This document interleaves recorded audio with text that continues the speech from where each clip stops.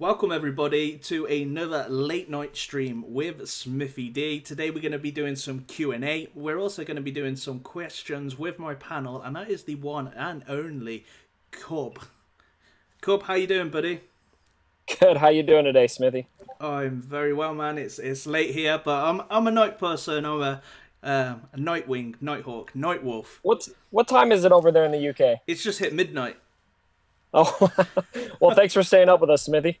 Yeah, man, I'm normally up till, well, we've got a Rancor raid in my guild at 3 a.m. my time, so I'll probably be up till maybe 20 past 3, maybe that time. So, yeah, it's pretty good. So, hey, welcome, Stephen. How you doing, buddy? And you're first. Hey, Eric. So, how are we doing this, Cub? How are we doing this, buddy? So, all the guys over in my community, Good is Dumb, we've put together a list of questions that we are dying to ask you to go over. Obviously, there's a lot of exciting stuff coming out here that we're going to love to speculate with you a bit. And then just some other general game questions. And then, if it's all right with you, Smithy, we thought we'd just take some on the cuff questions once we get through some of those pre asked questions. Yeah, man, sure, fire away. What you got for me, buddy? Cool. Well, to kick things off, I think it's only appropriate that we talk about this June 10th announcement. You've already put a video out about it. I'm guessing you are just as stoked as all of us are to see that it looks like Thrawn is probably the new tune coming out. Can you speak a little bit more on the potential Empire impact he could have, or say if he ended up being a cleanser, what that could do? And I guess in general, what are your thoughts on Thrawn? So the first thing that I would imagine him to be is probably going to be close to kind of like the canon side of things. So what we know so far that he's a ruthless leader. He's one of them guys that you would call to get the job done or to make sure it's successful. So we could see that implemented into Galaxy of Heroes, and the easiest way I could see that is Empire currently don't have a dominant leadership. You know, you've got some great leadership, some rebels, Jedi. Well, Pardon, sorry, buddy. I'm sorry? What did you say there? Sorry. Oh, I didn't say anything. I think I just had an audio issue. I'm sorry. That's cool. Yeah, so I'm a rookie, Smithy. that's cool, man. It's all fun and games. I could probably see that he could be a good leadership. Don't know what he could bring to Empire, but Empire, what we know so far is they're quite around kind of like negative effects. You've got your Vader. I think every single one of them that comes to mind when you think of Empire, they're either got some high crits like TIE Fighter Pilot, Snowtrooper, you know, or that they apply a lot of negative effects, you know. And I think that is something that we could maybe see put into Star Wars Galaxy of Heroes, and Empire desperately need a cleanser. You know, some will say no, they don't need a cleanser, but I think to be in a meta arena team, it's something that you do need. They of course need a dispeller as well. You know, they do currently only have the one, Right. because that would be your Death Trooper, where he's going to do that AOE grenade. But other than that, the one thing they don't have is a cleanser, and that is something I would desperately want to see. I may not run Empire, depends how powerful they are in comparison to what we already have in the arena, and more importantly, how the AI utilizes the characters. And I would expect that Thrawn's going to have, if this character is Thrawn, that he's going to have a leadership, because why not? You know, Right. he is a leader. You know, he's a leader of his own battalion. So I would imagine that hopefully if it sticks close to law, we're going to see that straight away, you know, and see the growth of Empire. And there's going to be a lot of people, you know, if he completely changes how the kind of like chase in the arena is, the chase, shall I say, in the arena, then I think some are going to be happy, you know, with that if they can get this character, use Empire that they've already got, you know, because if anybody went for R2, they've already got a good stock of Empire characters, and it would be nice to see them viable in the arena and another team. Yeah, I was thinking the same thing when it comes to Chase. I mean, it's funny. My arena shard, of course, is littered with Chase, and even the people who run Chase are tired of Chase. I Definitely. think we're all ready for some kind of shift, and right now they're just too powerful. There's no real true counter to them at this point. What do you think about, and you had mentioned how would we unlock Thrawn, and you mentioned maybe it would be a legend event, but that limits us to maybe the Imperial Trooper or the Phoenix Squadron factions that are left over for the unlock. Do you think that that's how they would do it, or do you think that it could be connected to the new game mode?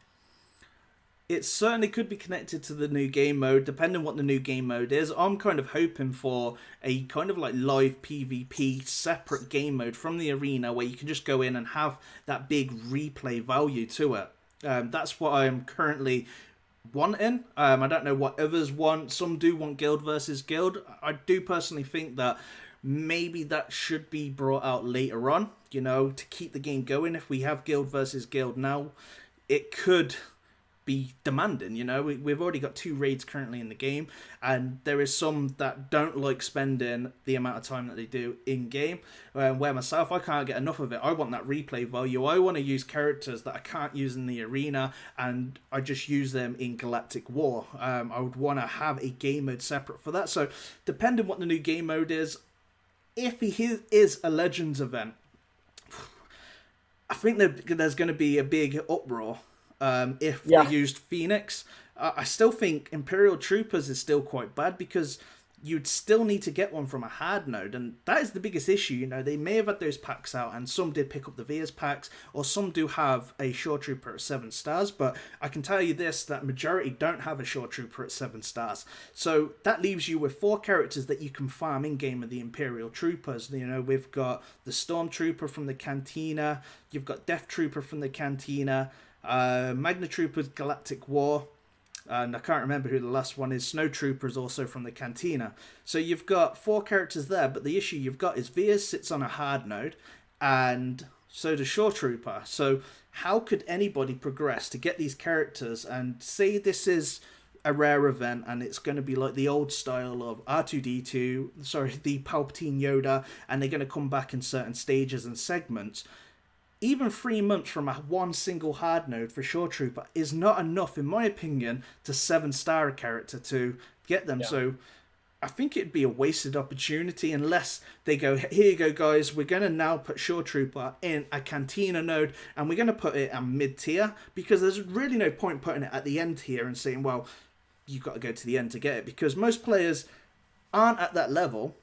This is a game that if they are wanting to bring in newer fans, and if it's kind of like, oh yeah, we got this brand new shiny character, he's great, he does this, but unfortunately he's on the last tier of Cantina where you've got to be 85 and you've got to have the characters to complete it, I think it's going to be quite sucky. So hopefully it's not going to be kind of that bad requirement. Like, there has to be a leeway, of course, to having so many characters, but my issue being, with a Legends event, who would you use for Veers? They could use Sith, but I just don't know where that is, and hopefully on June the 10th that we're going to find out more information on how to unlock them, how to get them, well, how to get him or her, whoever it is. Does look like Thrawn to me. If you were lighting up the picture, he does look like he's got a moustache though, but I guess that's if you lighten up the picture, you're going to see a lot of things that some people consider to be unnatural.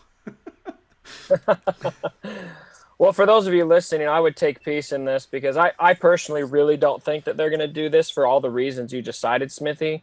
I mean, if you look at what they've done in the past with the Legend events, what are the factions we've used? We've used Rebels, we've used Empire, we've used Jedi, and those are factions where there's just a lot available. To limit them to such a tiny faction just doesn't seem to be in line, and a lot of the character releases recently seem to be geared towards as many people as possible being able to get their hands on the character, at least at low stars, right?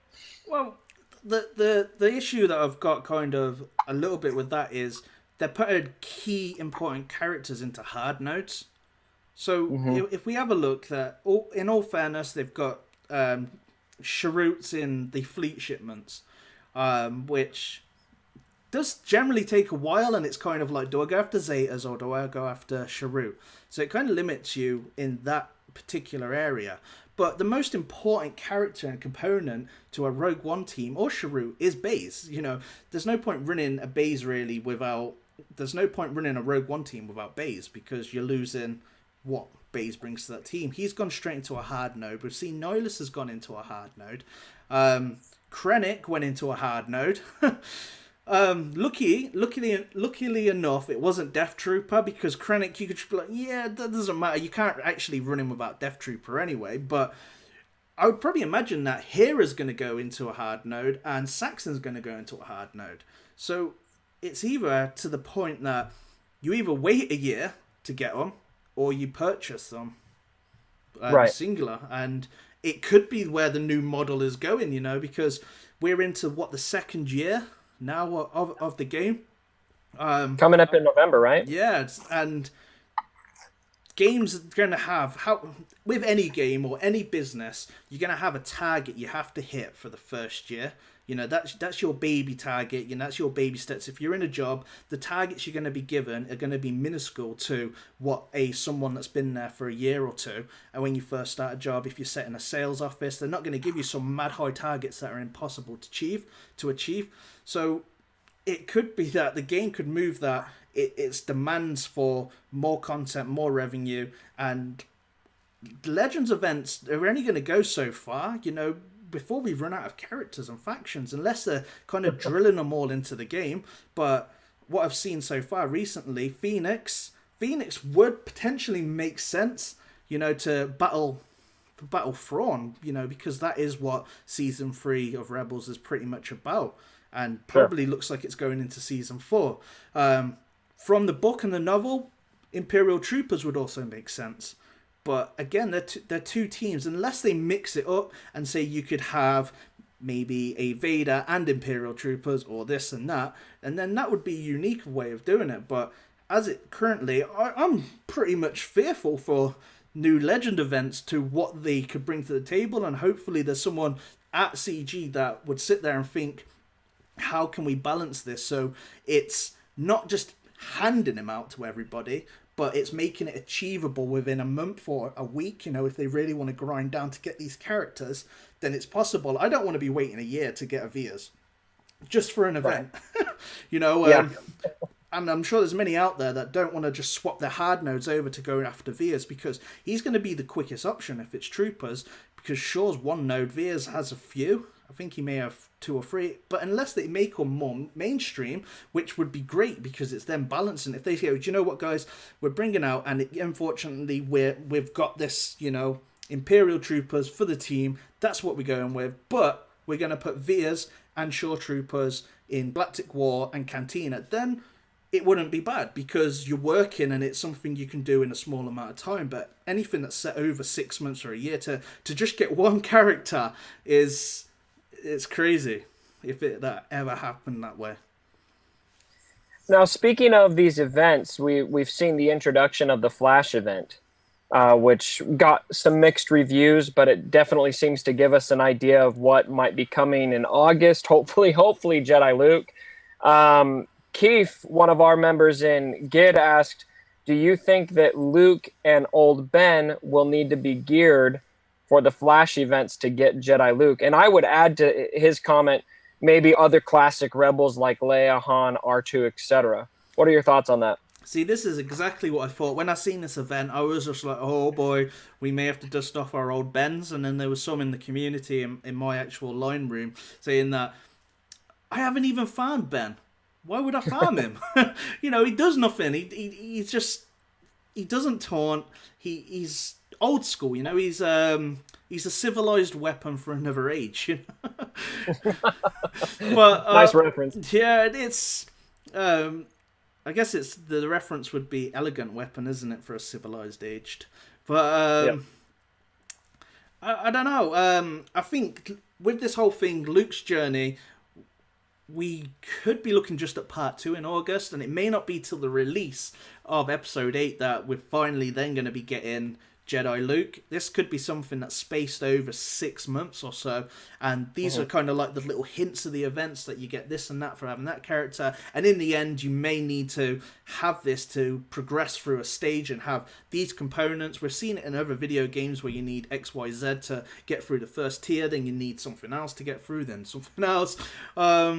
So yeah, if it is mentioned, I don't know if I would really go out and suggest go and get your old Bens and go and farm him, because we don't have any indication as of yet. We know it's Luke's journey and we know that old Ben, but what we've seen so far is it was only for the final challenge that you actually needed to have Luke.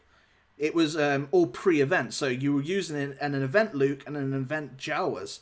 So unless you want those Zetas, but if that is the case, and say we've got some quick time events coming up on the mini events again this month, according to the category, in a few days. I'd probably, if we have to use Ben, then I'd probably farm him, because it's there for a reason, and that's what I'd probably suggest. But yeah, definitely get your Luke 7-star. Even if it's from now to August, you've got 2 months to do it, guys. I would suggest doing it. He's not a great toon at all. He's very, very underwhelming. But yeah, definitely 100% I would say go out and farm him, because there's definitely probably going to be something more to him with these events, and there may be one grand finale with him where you're going to need to have a 7-star Luke to progress to make him a Jedi, because this is Luke's journey, so it only makes sense to have him at 7-star gear 11 or gear 10 at least, to progress him, or you may not be able to get him through the journey, if that makes sense.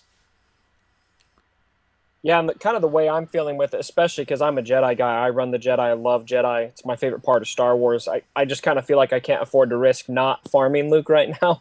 And if you're farming in Cantina, if you're using that Cantina energy for mods, now that we got that 100% drop, I think you can afford a bit more splitting of the farm, of using some of it on Luke, some of it on mods. So I think you'd be okay in that respect. Yeah, you can get it from the guild shipments as well. So if you're not wanting to go full out, you've got 2 months to do this. I'm sure in 2 months he's going to pop up quite a bit, in the guild shipments as well. So you can pick him up there, do a little bit of the Cantina. We already got a few shards for him as well, from the event. Some got more than others, and they got it like twice, I think it was, I seen on Reddit.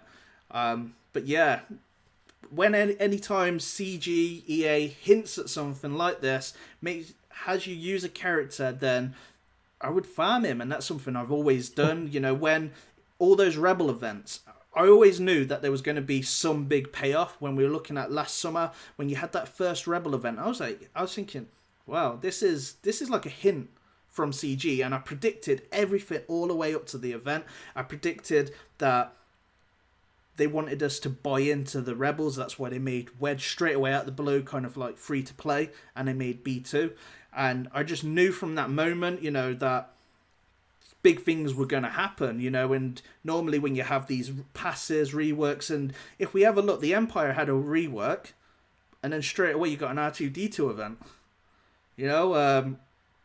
Jedi, Anakin, that's definitely worth farming as much as you can, so at least you've got a baseline, so you're not behind. Even if it's 3 or 4 characters of one faction, it doesn't then put you far behind to get the rest. If you just kind of dismiss and think, you know what, they're rubbish, I'm not going to farm on because they're bad, terrible characters, then that's a good point of view to have, but because they're bad today doesn't mean they'll be bad tomorrow.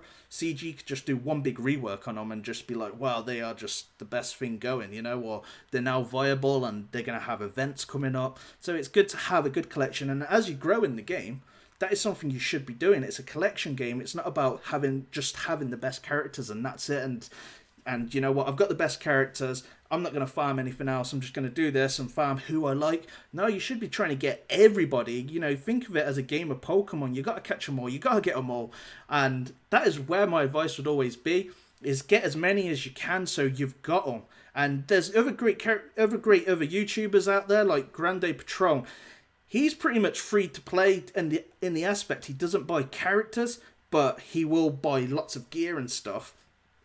But he has, I think, every character that's farmable 7-star. And that's a great indication of where you should move to. I've played this game now since December 2015.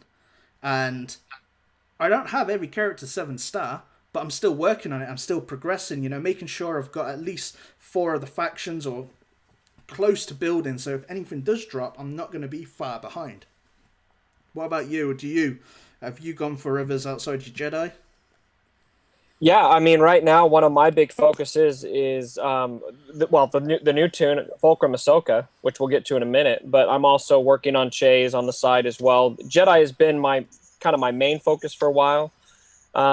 Admittedly, I don't know if I've had that collector's mindset as much, but I am working on Luke for that event. I think it's funny you mentioned the Pokemon analogy because it looks like we might even evolve potentially. There's speculation that Luke could be stage 2 Jedi Luke, so we'll see what happens. With the kind of like evolve kind of things, none of the characters will ever evolve in this game. They will be separate I hope you're character right, by base. the way. Yeah. They'll be completely separate character bases because one, there's a lot of time, money gets put into a design of a character. If they just change a character and just evolve them, then it's just a bad business model. You know, there's other games that have done it in the past, and other games then haven't succeeded when it comes to keep him running or profitable to the means and ends to run kind of thing. I can see Luke being a completely separate character because this would be the reason why Sidious didn't turn into Emperor Palpatine, and why Stormtrooper Han didn't turn into the Han Solo that we've got in game. And I don't think they'll change suit from that whatsoever, because there'll always be somebody that likes their Luke how there is, or likes their character and wouldn't want to say goodbye to that character. And there's probably more that they could do. If they ever bring Ground Wars, they might be able to put the kind of fanboy Luke with his T16, because we know the T16 doesn't have a hyperdrive. It can't go into space, and it's a land vehicle only. But they could make that character more relevant in the future if they gave him a T16, and that would probably be in Ground Wars. Cool. Yeah, that's a good idea. And I'm glad you said that because whenever I see that suggested on Reddit, I kind of roll my eyes, and my immediate thought is this is not Pokemon. We're not evolving our characters here. So, but you mentioned reworks, and man, we have seen those really change certain characters. I think Kylo Ren is the one that comes to the top in my mind that really changed with the rework. Cypher wanted to know, who do you think will get the next rework? That's a difficult one. I know there's a lot of requests for General Grievous. Droids seem to be a quite good candidate. You know, they're not been relevant really for a while. You know, they're definitely now lacking in raids, even though they can score 3 million, 2 million, 4 million. There's just Zetas and teams just kind of like out punching them now. You know, and they're a little bit easier to use. Like if we look at a First Order team, if we look at a Resistance team, you know, even a clone team, and especially in some guilds where you're only allowed one attack or it's a free-for-all, by the time you've gone in with one attack, that phase is over. Definitely you need a lot of decent mods for the droids to kind of work. You know, you need a lot of speed, crit chance and stuff. For it to actually kind of pay off, and I'd like to see that some Zetas get put to them, maybe some reworks, more synergy between them. You know, especially between the IG-88 and the IG-86, they could definitely have a Wigs synergy. You know, because they're kind of like the same models, family kind of things. General Grievous as a leader, he's definitely been underwhelming from day one. I remember the time when I first seen his kit and everyone's hyped about him. I was just like, oh no, this character looks like he's going to be one of those characters I'm going to have to sit there and farm for 6 months through the guild store. But thankfully, for me anyway, that he wasn't that good because I didn't farm him. But my droids now, I haven't even geared them. You know, they're, I think, 1 or 2's are gear 11, the others are like gear 10, gear 9. I just never really used them. I tried them in raids, you know, and I just moved on to better things. You know, I went with Resistance and I put my Zetas on them. And I just use the Resistance. Kind of working on clones at the minute, but I'm kind of like saving all my gear since this kind of picture was dropped, which I'm a little bit gutted about because I've put a load of Cabantes up and I'm thinking, you know what, I need to wait till June the 10th before I start spending any gear. And now it's just farm. And hopefully maybe they turn around and be like, you know what guys, we're announcing him today, but he's not coming out to the end of June. Then I'll be like, oh, thank you. I can just like I can finish my 5s finally because my 5s has been sitting at gear 9 for a long time, and I just want to get him to gear 11, finish him so I can use him in the ships arena. But every time that I go to do him, some other character comes along that needs a load of Cabantes, and this character comes along. Oh, it's It's one of them, and then I've finally got everything I need to take him from Gear 9 all the way to Gear 11. But this picture dropped, and I was just like, oh, do I do it and have no Cabantes left? Or do I just wait, you know? Do I just wait a few days? And sometimes that's my hardest thing, is just go, yeah, I'm going to wait, because sometimes I'm just like, no, I want to do it so I can play with this character. I want to get it done. And then I sometimes regret it. You know, I did that with my Death Trooper. I was just so desperate to get him done. And then I played him in the arena and just got battered on the defense with my team. And I was just like, maybe it wasn't the best thing to run out and do. That Carbonti grind is so real. And I think a lot of us feel you on that. I'm sitting behind a wall right now. I've got my new Fulcrum at Gear 9, and she needs 150 freaking Carbonti to get to Gear 10, because I've already used all of my Carbonti on General Kenobi, on Chase, and everywhere. So that's a tough one to balance. Speaking of Fulcrum, she seems pretty awesome. There's a lot of debate on what we're even going to call her, though, in the community. So I would like, Smithy D, if you can help me settle this debate. Is it ATF, or is it FAT, or is it something else? Just call her Ahsoka, man, and call the other version Snips. That's it. It's problem solved. That's all you have to call her, is Ahsoka and Snips. So we need to establish then that the other one is Snips, and then I'm good with that. Yeah, because technically she was Snips, and that's what she was called. Anakin always called her Snips. So I would say that the original one's Snips, the new one's just Ahsoka, you know? Or you could call her Fulcrum if you really wanted to.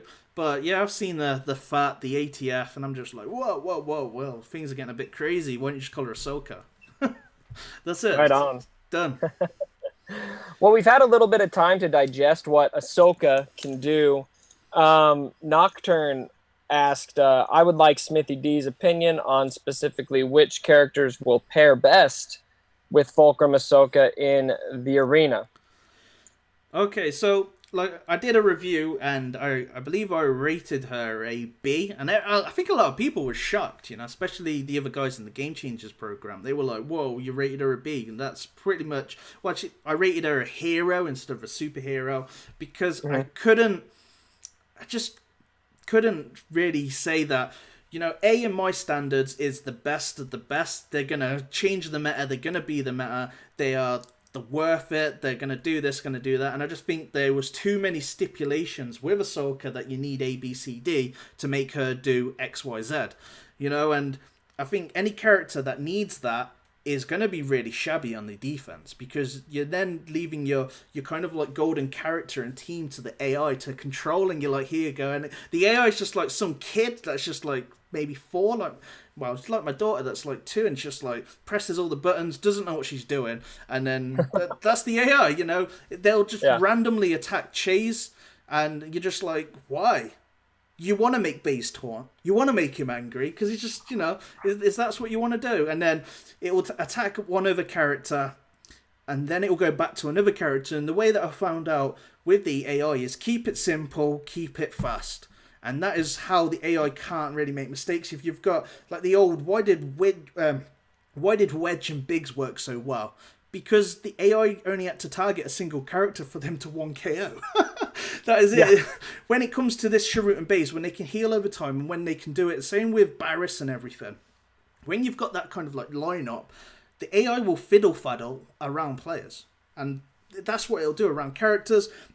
Where the player attacking will singly go out for the one character and stick to that one character as much as possible, where the AI will change its directions, and it'll be like, I'm going to go left, and then when it's gone left, it'll slowly turn right, and it'll be like, actually, I'm not going to go right, I'm going to go straight forward, and then I'm going to reverse. And that's the AI all over, in my opinion. They don't know who to attack. They will attack one person, then they'll just randomly attack another, and I've seen it in many videos, and especially from other YouTubers, that they could have a character that's in red health, and then the AI will just randomly decide to go for another character. Instead of killing and finishing off that character, then the AI would lose. But the best team, in my opinion, the problem that I've always found with Ahsoka is she doesn't have a leadership. And I think her having a leadership would take out all this that you need X, Y, and Z, because you're still going to need to run a leader. And the problem is we've got a 5-man team, and I think there's so many great characters that you can put around her that there just isn't kind of like enough.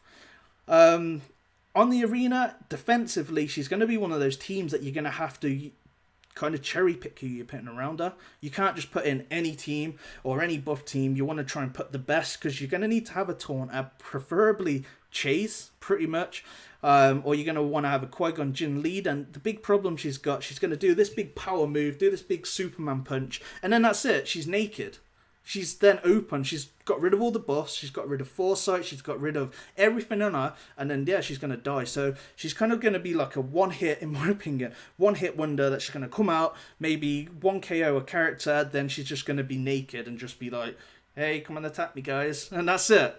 There's ways that you can do it on attack, but defense, if you're running a Qui-Gon Jinn Zeta and you wanted to put her in, she's going to put all that burst of goodness out there and just attack. And then she's just going to be open. You know, if you've run in R2-D2 and you've just put Stout up and you put all these buffs up, then it's kind of just leaving her there and just, that's it. And that's the biggest issue. She is an attacking character. She's great at what she does. And she's, in my opinion, I would call her a character that you'd bring to a battle when you really want to do some serious damage.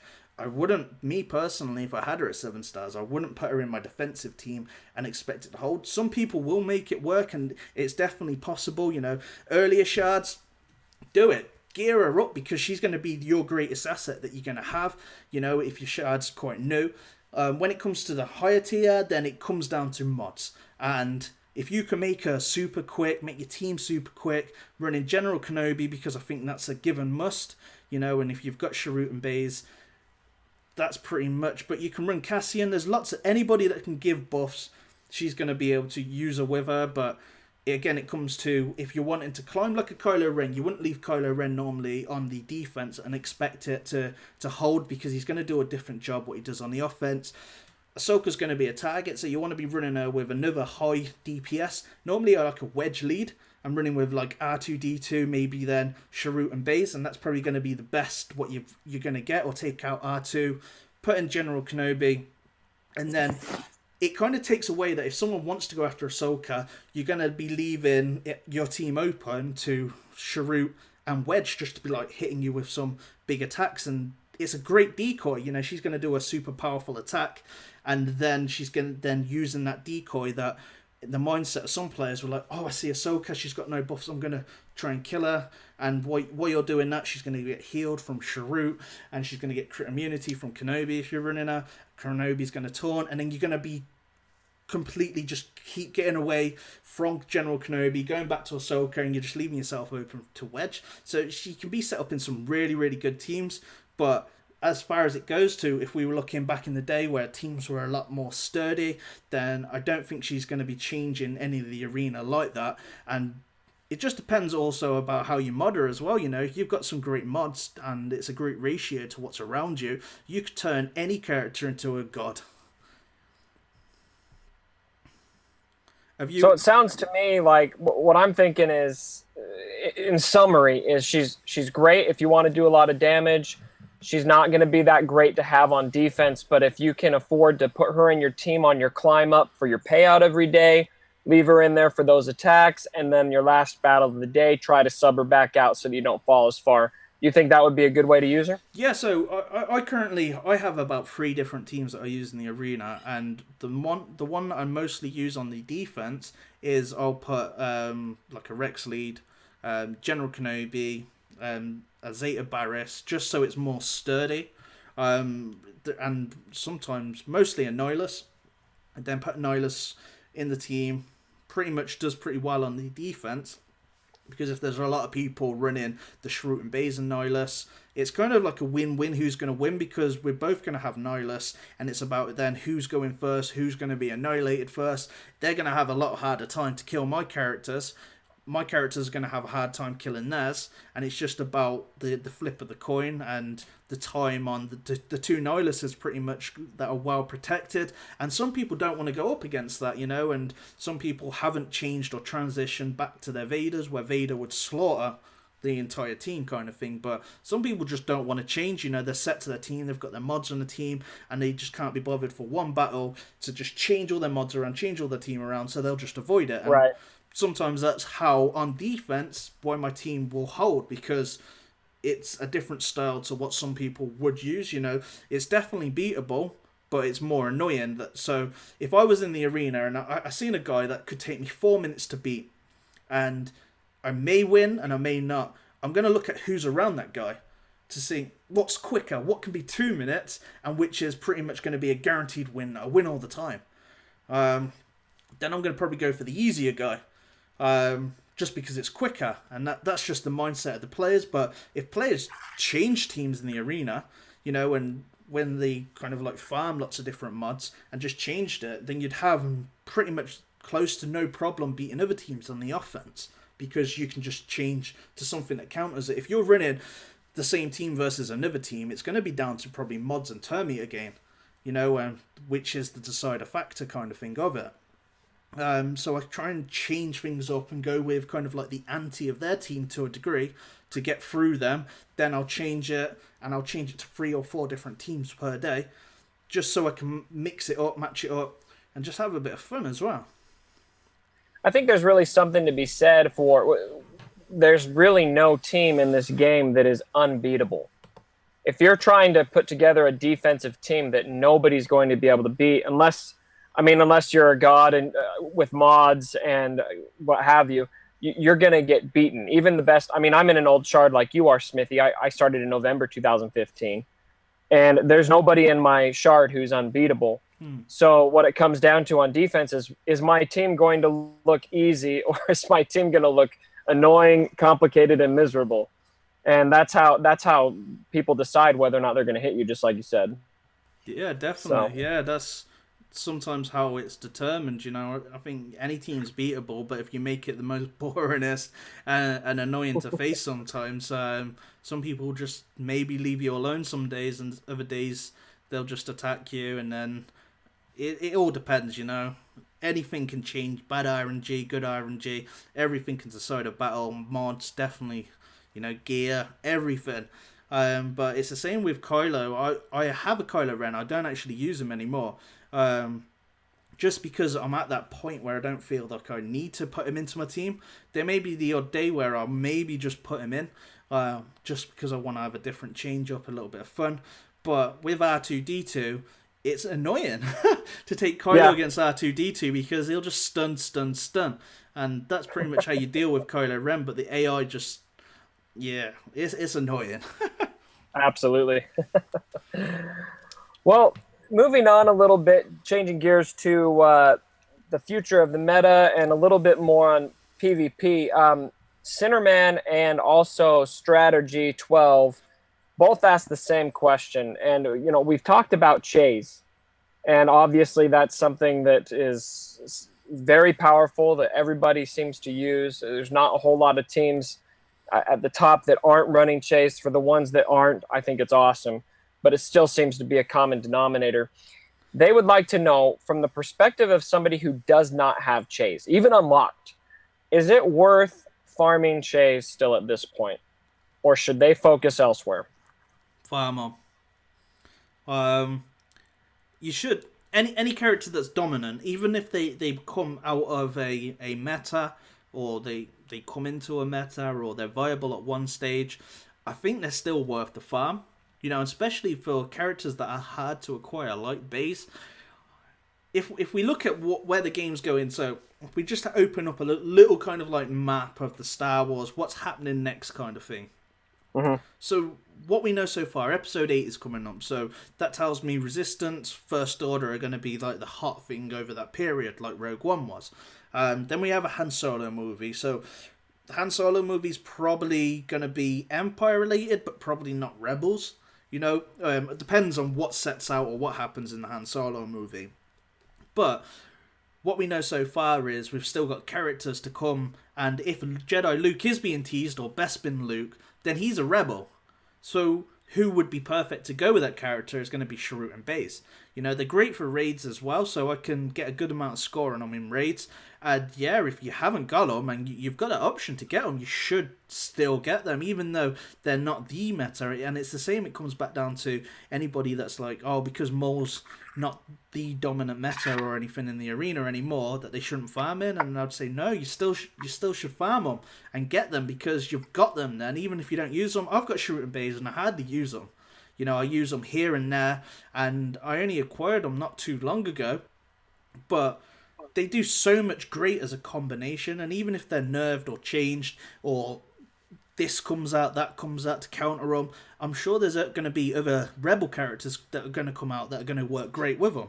So I would get them on that reason alone, that they may not be the meta tomorrow, they may be the meta today, but they could also be another meta in the future. That's a good point. Something I would add as well to what you just said is they're so dang useful in heroic tank. Yeah, definitely. Phase 4, they light up Phase 4, and I believe they can do great damage on Phase 2 as well. So even if that meta shifts and Chase becomes not useful to you, it's still going to benefit you in the heroic tank raids to help you boost your gear rewards. Definitely, yeah, you should get on, because it's still going to take a while. If you're doing it the free-to-play route, then yeah, do it now. And if in a year or whatever it takes, it depends where you are in the current situation of the game, you know, you can pick the shards up now for 150 crystals, you know, for 3 shards, which I think is now a bargain. You know, if you've got that extra bit from the arena, then pick them up, get them done, get them finished. Yep.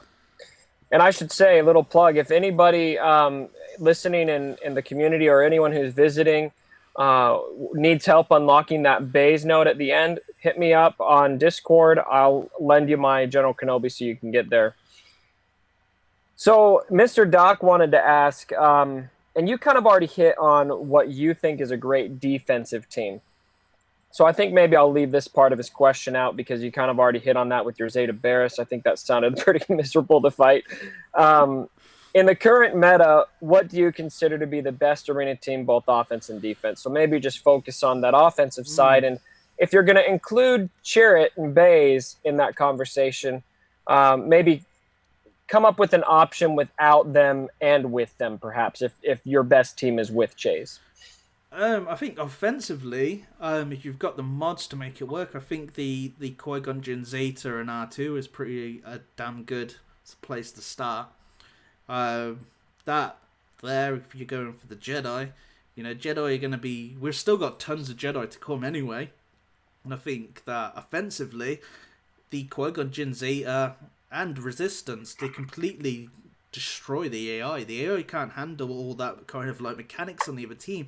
You've got a team that the Qui-Gon Jinn Zeta that has foresight. So the first thing that the AI is probably going to do is go for area effect attacks and waste it. You know, if their Nihilus goes first, then they've pretty much wasted that special ability. And I think that is one of the greatest assets that you could have, is have that team there to climb. You know, it doesn't hold very well on the defense. You know, it is very, very mod dependent if you're wanting it to hold on the defense. But on the offense, you can make that team work with R2, with Anakin, General Kenobi, Yoda. There's lots of different useful Jedi out there that you could put together into that team. You know, if you didn't have General Kenobi, then you could just put Aayla Secura, use a soft taunt from the kind of like R2-D2, or run a completely different taunter in that team. There's lots of different options that you can go. I think offensively, that's probably one of the best currently, just because it's the AI doesn't know what it's doing against it. And if I was facing that team, I'm not going to be using, or any player wouldn't be going out normally using their best area of effect attacks against something that's going to be dodged, where the AI will. Right. And that's the AI for you. Straight away, that is why the Qui-Gon Jinn Zeta is so good on the offense, because the AI will just do some silly things that us players would never dream of doing. But yeah, overall, I'd say the Qui-Gon Jinn Zeta.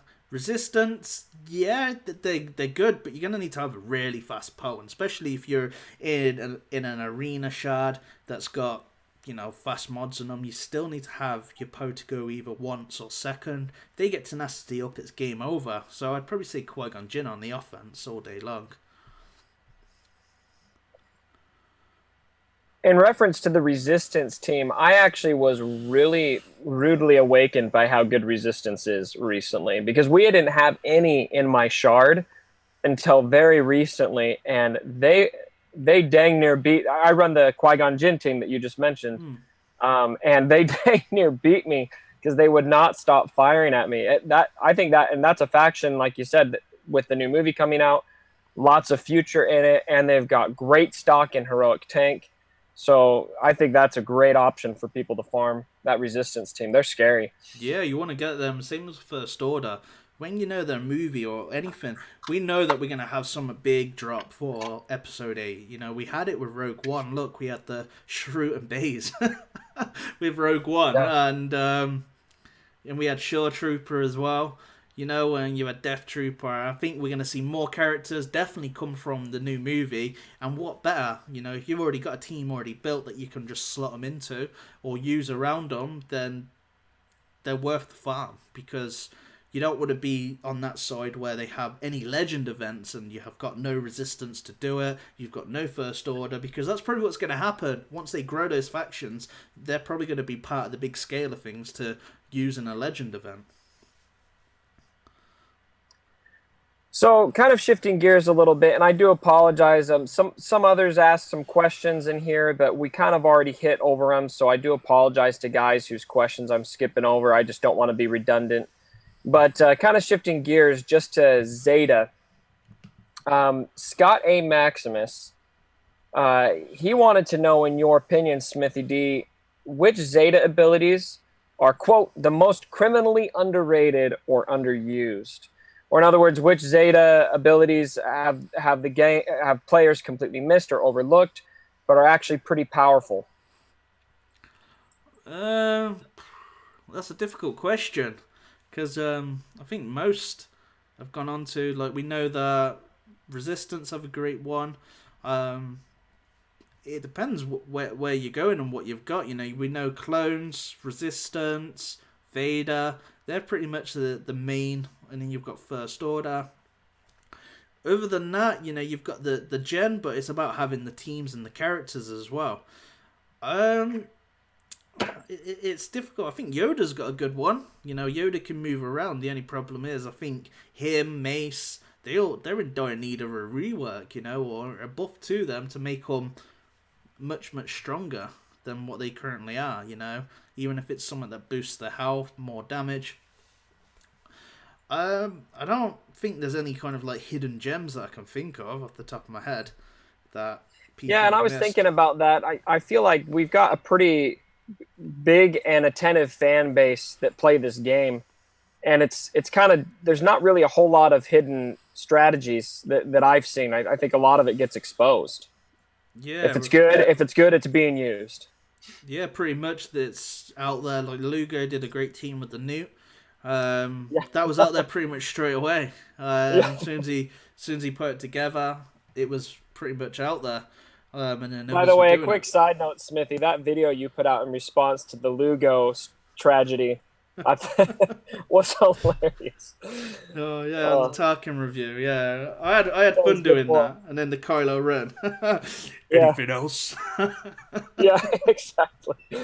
Oh, I thought that was good. If anybody didn't follow that, we're talking about the Lugo the Wise, who put out that Newt team that could do insane amounts of damage in Phase 2, and then within 24 hours, EA had nerfed it, and that was a big joke for a while. So, speaking of heroic tank, by the way, and I think I might have an idea of how to answer this, Smithy. Flash asked if there is a resistance-based P3 team, a Phase 3 team that is viable. And tell me what your thoughts are, Smithy, but I feel like if you're going to farm a resistance team, you should be using them in Phase 2, not Phase 3. What do you think? It depends what you've got at your disposal, really. If you're needing your girl to get through Phase 3, then yeah, use them in Phase 3. But you're going to need to have R2-D2, in my opinion. If you haven't got R2-D2, you're going to get slaughtered. You need that stealth so the B2 doesn't counterattack, because every time he counterattacks, he gets some high amounts of turn meter, which is then just boosting him. You don't really want that, and you want the R2-D2 to completely always be hitting the stealth, which you will be able to do with all those exposures, and just keep your team stealthed. You want to be aiming it and putting it onto Poe, because Poe shouldn't really be shooting his weapon or anything like that. He should just be constantly removing turn meter, taunting, putting up the expose, and then you use the rest of the team where it can't be counterattacked. And I think that's a great way of doing it in phase 3, but it just depends where you are in the game and where your guild. If your guild can surf it, then you may want to try it in phase 3 just to have some laughs and giggles. But other than that, I wouldn't waste it personally, not when you want to be building a resistance team to hit 9 million or something in phase 2. And going big for it and striking for gold. But it depends on where you are in the game. If you're new to the resistance, you may want to try it, see how it does, see how you feel about it. It's not a bad idea to do it. But in my guild, for example, I hate phase 3. I don't even touch phase 3. I haven't touched phase 3 in a long time, really. Just leave it. I just do phase 2, phase 4 normally, and they're the only 2 phases I do. I can't be bothered with the whole sitting there for 20 minutes in phase 3. And just doing, just shocking over and over again. Yeah, no, I can't be doing that. 20 minutes is too long to waste these days. Cool. So obviously, mods are a huge part of the game, and one of the most horrible grinds in the game. I guess it got better with the 100% drop. I think that was a great move by the devs, but something that I am nervous about, and Cypher asks if you think we will ever get 7-dot mods. We'd have to get 6-dot mods first. Fair enough. Yeah, I think maybe one day, could be tomorrow. I have no idea. I guess there was a lot of testing that needs to be done at CG for them to do that, because we all know what happened. If you wasn't around for it, it was very I loved it, to be honest. I loved the 30, 40k hits with Anakin's AoE. I was like, pow! I'm just wiping the floor. And yeah, but there was a lot of unhappy people. They weren't happy that Anakin could just... And there's just so many other characters. It was ridiculous, If you think the game's fast now, the game was probably over matches were over in 30, 20 seconds. Literally, no lie, I was getting through battles, just Anakin's AoE, Lando, they're dead, pretty much. And it was crazy, the amount of speed, turn meter, everything they were getting.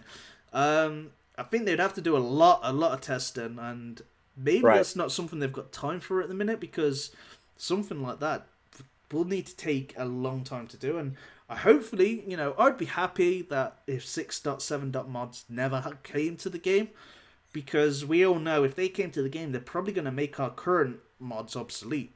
And it's then a restart again and re-rolling, pre-crafting, 3.0 or whatever it is. And someone's got better mods and you can't get those mods anymore, or they're rarer. I just think CG should have never changed the drop rate. And they should have just guaranteed it from the beginning like it was. And with 3-dot mods, instead of then changing it to put in 5-dot mods, instead of then putting 3-dot, 4-dot mods, and all this time. Yeah, I'm glad it's 100% now, but I'd rather it still be the 5-dot mods that you guaranteed a drop instead of getting 4-dots and 3-dot mods. What do you think on it, Bird? I feel exactly the same way. What scares the heck out of me when it comes to the 7-dot 6 and 7-dot discussion is I would have to start all over, and I'm mostly free to play. I'm about $40 into this game, and that's it. And I finish number 1 or number 2 in my arena every day. And if those 6-dot, 7-dot mods come out, the whales, the guys who can really afford to spend, they're going to crush me. They're going to crush me so fast, because I'm just not going to be able to get the mods as quick. And maybe I'll catch up eventually, but it's scary to think about how much would change and how much you'd need to rework, especially because now, I've got 4 phases of heroic tank, a Rancor team, an arena team, a sub-arena team, and they're all modded just the way I like them. Yeah, when the game at the minute, in my opinion, is in that perfect golden place. When there is, I've seen a lot of threads from Wales, I've seen a lot of threads and generals on the forums about spending should give you privilege to this, that, and that. I don't think it's always the case, because what we have to take into concept is a lot of players have been playing for a very long time now. We're coming up to 2 years. Some of us have played this game. In 2 years, I would expect to have pretty much all the best characters from farming, Right. from getting. And I think that for anybody that demands that if you spend all this money and you should be miles ahead of everyone is naive, in a way, because we've all got characters that can counter characters, and we've kind of got away from, to a degree, the Maul was just kind of like a big shake-up and Rex and everything. But before that, we were going in a nice direction where mods mattered and teams he selected mattered. We had the Vaders in the arena, but we also seen Jenna, so we also seen this team, and they were all consistently moving around with different teams, and then bam, the Maul rework hit, and everyone was running Maul for a while, and then now it's just bam, it's Rex. But that's probably mostly because a lot more people have got the General Kenobi behind it now, where we didn't have General Kenobi a few months ago with Rex, and Shrewd and Baze is now mainstream. But I think that the game itself is in a good place, and all it needs now is content. If we can get content, and then that can determine where whales are going to get their worth. Because the arena at the moment is complete shake up. Everyone's catching everybody up. There's kind of like a borderline, a limit to where you can actually go for if you want to go for your mods and just keep flipping that coin for better mods than you've already got. Then I would say do it, because unless they bring out 6. Mods, you can move those mods around and use them, and we never know what 6. Mods would have. They may have a massive crucial difference, but they may have a slight difference, because if we look at 4. Mods to 5. Mods, there isn't a massive difference between them. They do have different stats to them, and they're slightly better, the 5. But a lot of people could still run a 4. Mods in the arena and still take number 1. It just depends on what secondaries you've got on them. So I would like to see more content where we can use what we've got, instead of just demanding that we should have a meta team that beats every single team in the game, because that's not where I want the game to be. Personally, I want it to be that you work hard to get something, and that team then should work, and it should be a good counter against this other team. I don't want to see one team rule it all. I think that's the worst thing that could happen in any game, is one team. I want to see people bringing out the imagination in squads, trying out new things and being able to use it, instead of it just getting battered by one team that can beat every single team. What's your thoughts on it? Well, I really like what you just said about how you don't want to have that one team, and I think that we do have a great balance of that right now. I kind of chuckle every once in a while, see somebody still complain that we've got a singular meta. I just don't think that's true. I mean, Chase is probably the most powerful combination in the game still. I don't know if that's really disputable as far as the duo is concerned. But in my shard, and again, November 2015 shard, every single day a Resistance team finishes first. My Jedi team can finish first. The Triple Cleanse can finish first. A Zal team can finish first. A Nihilus lead team can finish first. I mean, there's so many different teams that are viable. And I think that's super healthy for the game, because then you're able to not just farm what you have to farm. You can have some kind of selection as to, like, for me, I love Jedi. That was what I personally really wanted to go for. I got the Jedi, I got the General Kenobi, now I've got the Zeta R2, and I can finish first every day. I rotate with another guy, but that's possible with a team that I like, not just because I had to farm Chase and that was the only route for me to take. So yeah. I agree. I think that's super healthy for the game, and I'm sure it can always improve, but I think it's at a pretty good place right now, as far as there is a pretty solid diversity in the meta. Definitely, yeah, Dan. I'm loving it. I just want more content. I'm not a big fan or a big guy for these marquee events. I despise them. I don't like them. It reminds me of a demo, like a try before you buy kind of thing, and that's how I personally see it, because I'm a gamer. I've been a gamer for years, since I was a kid, and that's how I see it. It reminds me of getting a PlayStation magazine, and here's a demo before you buy the game, or you download it from the store to try before you buy, and this is what the marquee events make me feel like. I feel like I'm getting to all the glorious of it, and then that's it. Nihilus was the probably big exception where you could use him at 3 stars, and same with Sith Assassin. But other characters like Ahsoka, I know that some are running them in the arena. Well done to them, and great job, I'd say, on that. But when it comes to these characters, I sometimes feel that if I'm putting this gear in them, and I'm putting this Zeta in them, I want to use them in raids. I want to use them in other game modes where I'm getting their full use of them. And I can't condone myself. I can't go out and spend $1,000 or $200 even on a single character. You know, that's just me, my circumstances. But even if I had the money, I probably still wouldn't do it. You know, unless they were Jedi Luke or something that was really close to my childhood heart, that I feel like, you know what, I want this character. It doesn't matter if they're good or bad. I'm going to purchase some for this. I would normally personally go for the chromium side, you know, and not the chromium side, the actual shipments, and get their shards. And that's how I've been working. You know, if I do have some odd dollars here and there, I could put into the game, get some shards. If I get number 1, I can then buy 4 shards of the character that I'm trying to get each day. And that's sometimes I'm more on the patient side, you know, because I have to sometimes look at it and how would that, if I'm buying it for the arena or I'm buying it from that, what am I going to be getting back from it, you know?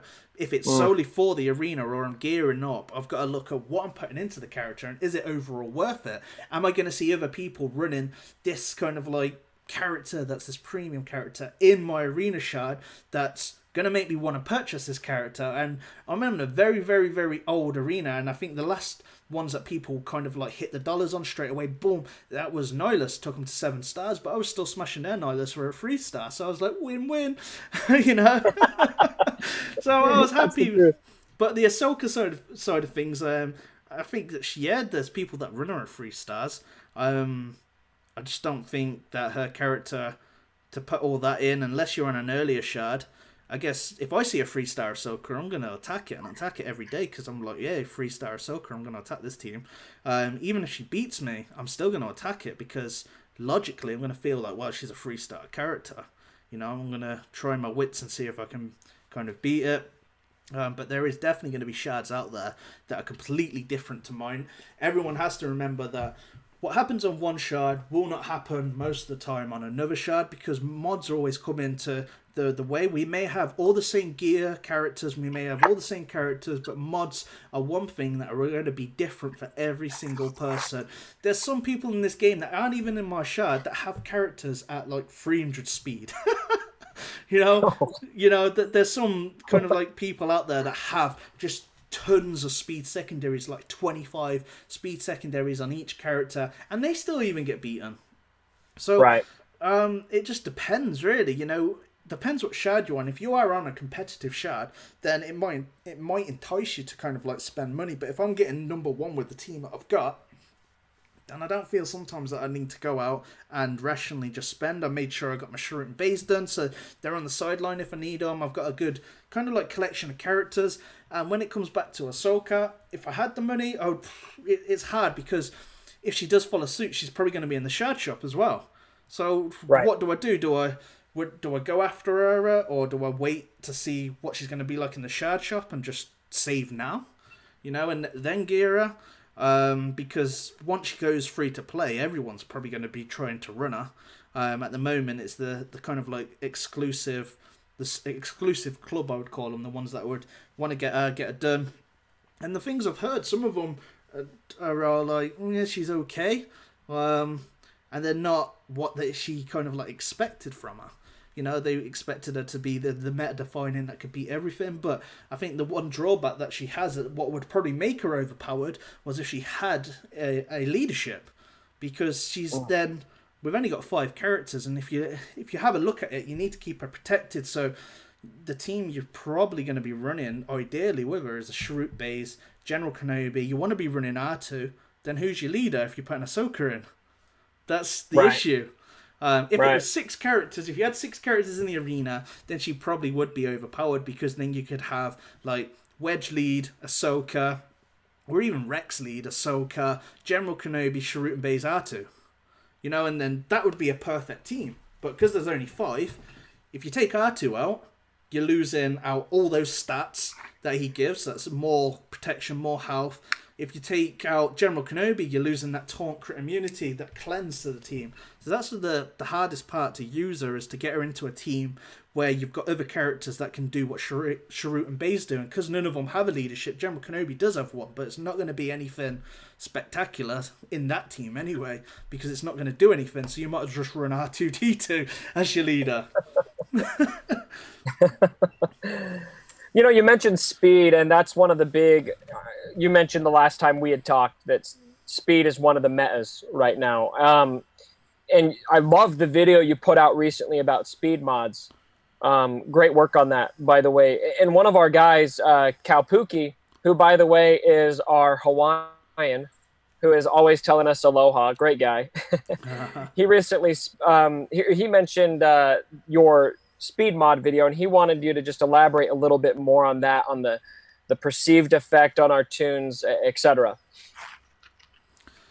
Yeah, so with speed mods, with the video, it was kind of like just straight on speed mods, and that was kind of the category. All speed types that you're getting from a mod set will always go on.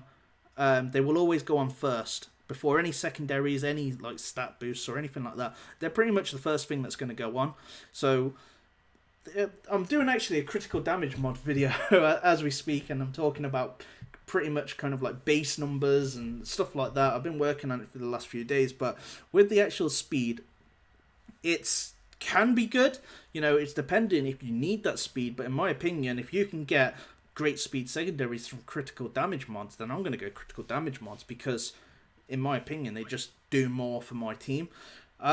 Speed mods are great if you're wanting that first turn. You know, Sith Assassin, Poe, you know, any of them that you need in that boost. But the biggest problem with them, you need to have some really great secondaries on these speed mods. You don't really want to be running speed mods without great speed secondary.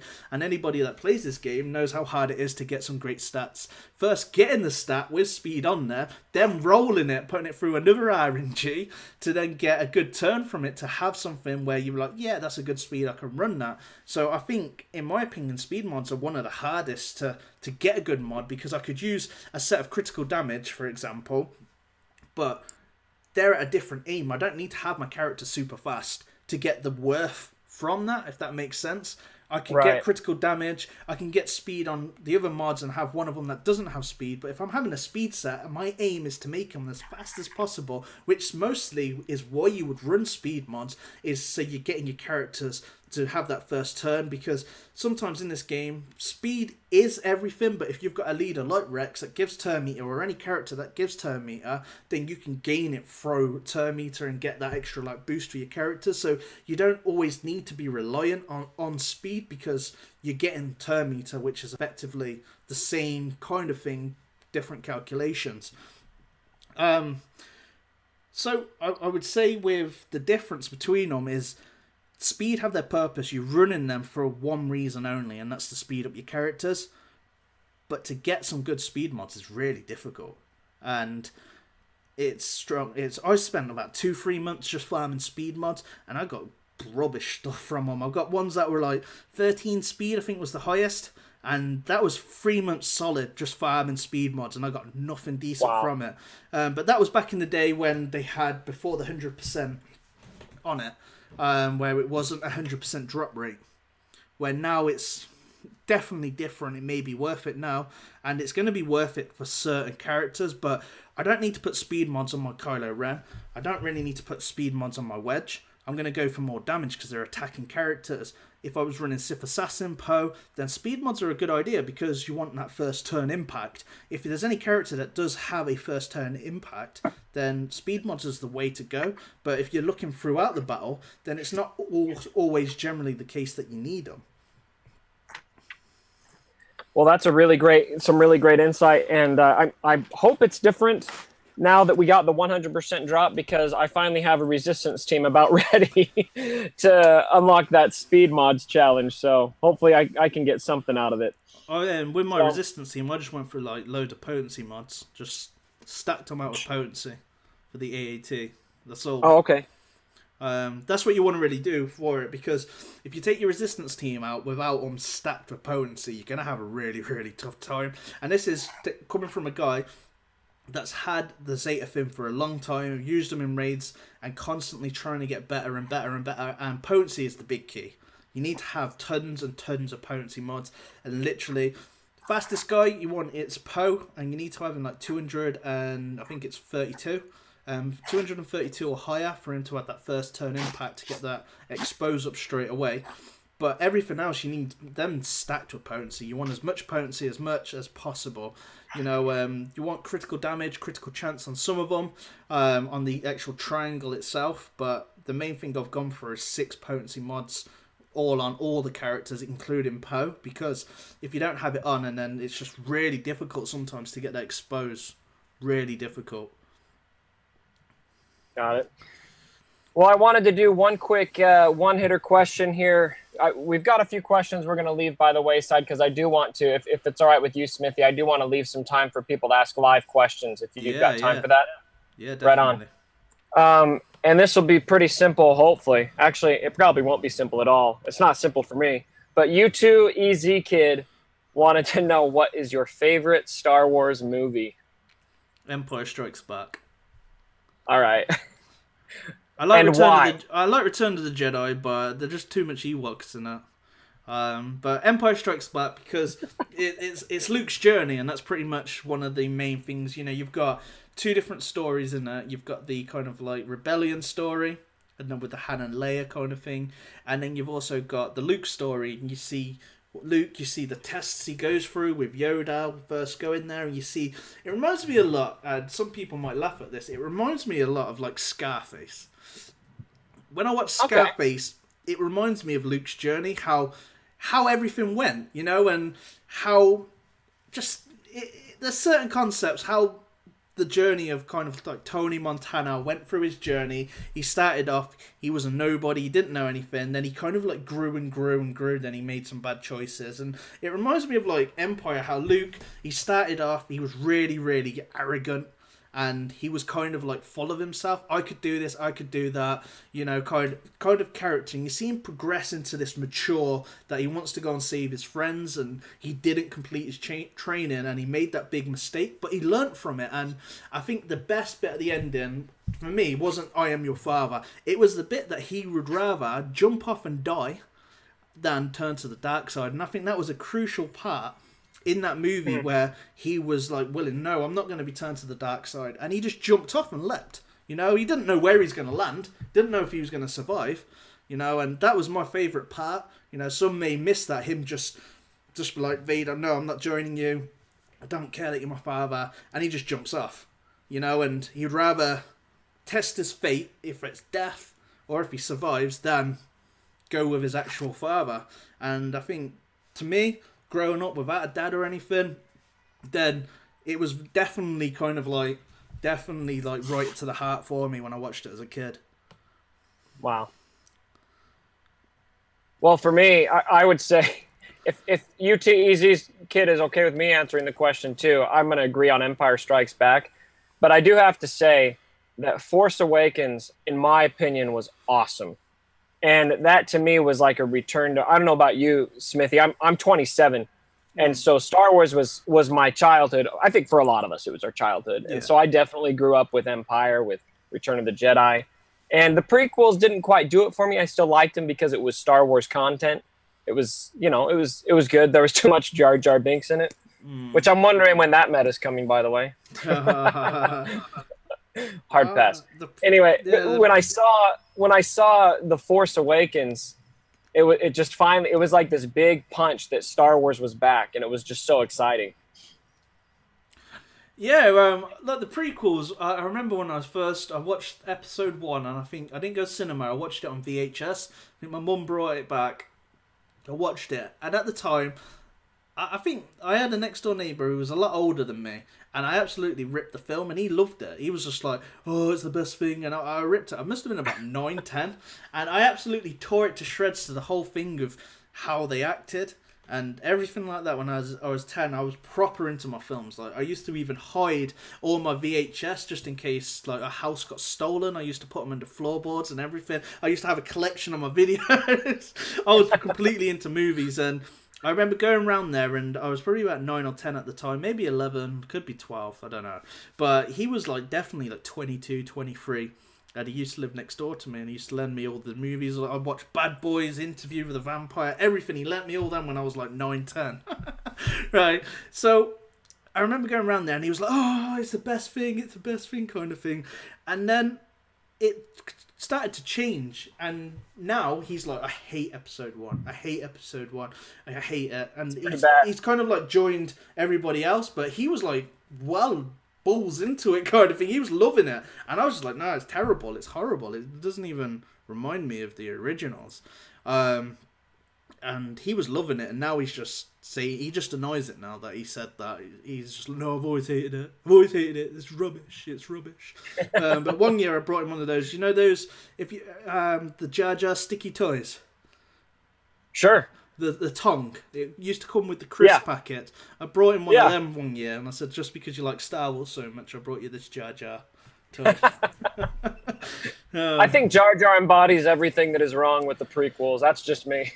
Well, the whole concept, in my opinion, with the originals was Lucas. And if we have a look at the films previously, why was Jedi, Empire, and A New Hope so kind of like good? Because nobody had faith in George Lucas, and people would tell him no to his ideas. And this was the thing, when you turn around and have a guy that's an idealist, and has all these ideas that goes through his head and just some crazy thoughts and stuff, and it brings out these great stories, you need to have someone next to you that's like, no, and bring someone down to earth and make them think. If you've got yes people around you saying, yes, George, that is a great story. George, it sounds so funny that now you speak about Jar Jar Binks. That is a great idea. And that's where we get the prequels, because he had too many yes people around him. Right. And that's pretty much, there was nobody there that challenged him. Like, if you have a look at the documentaries on the originals, there's people who come out flat nose saying, no, you're not doing that, no, you're not doing that, no, you're not having Yoda as a monkey. Right? Yoda's not being a monkey with a green mask, and he's not being called whatever he was, the name. And that's where, if someone was a yes person and be like, yeah, that's a great idea, George, great idea, yeah, we're going to use that, let's go with it, then the originals probably would be terrible. But you had a lot of people that didn't have faith in him with the originals, so they would always challenge his ideas where he'd change them. I think the bad one they changed from Wookiees to Ewoks. But other than that, there were some crazy ideas that he put into the film which never got kind of like put into it. But this is the part of filmmaking. But someone from day one saying, George, that's a great idea, and that's probably why we have the originals. But I don't mind them. I just think the scripts were terrible. I think part of Hayden's acting was because there was someone behind him saying, you're doing a great job, Hayden, you're doing a great job, you sound so authentic. And that, you've got a director, man, you've got screenwriters, you've got everything, and if someone's telling you that's how they want you to act, because an actor can go on the stage like Ewan McGregor and be natural talent. McGregor can challenge, and McGregor's an outspoken person. If he doesn't like something, he'll tell you, no, I ain't doing that. Where you've got these younger actors like Natalie Portman, Jake Lloyd are probably going to do exactly what the director tells them to do, because they've got faith in the older kind of like person. They're new to the whole big acting roles. They're going to do what they're told to do, kind of thing.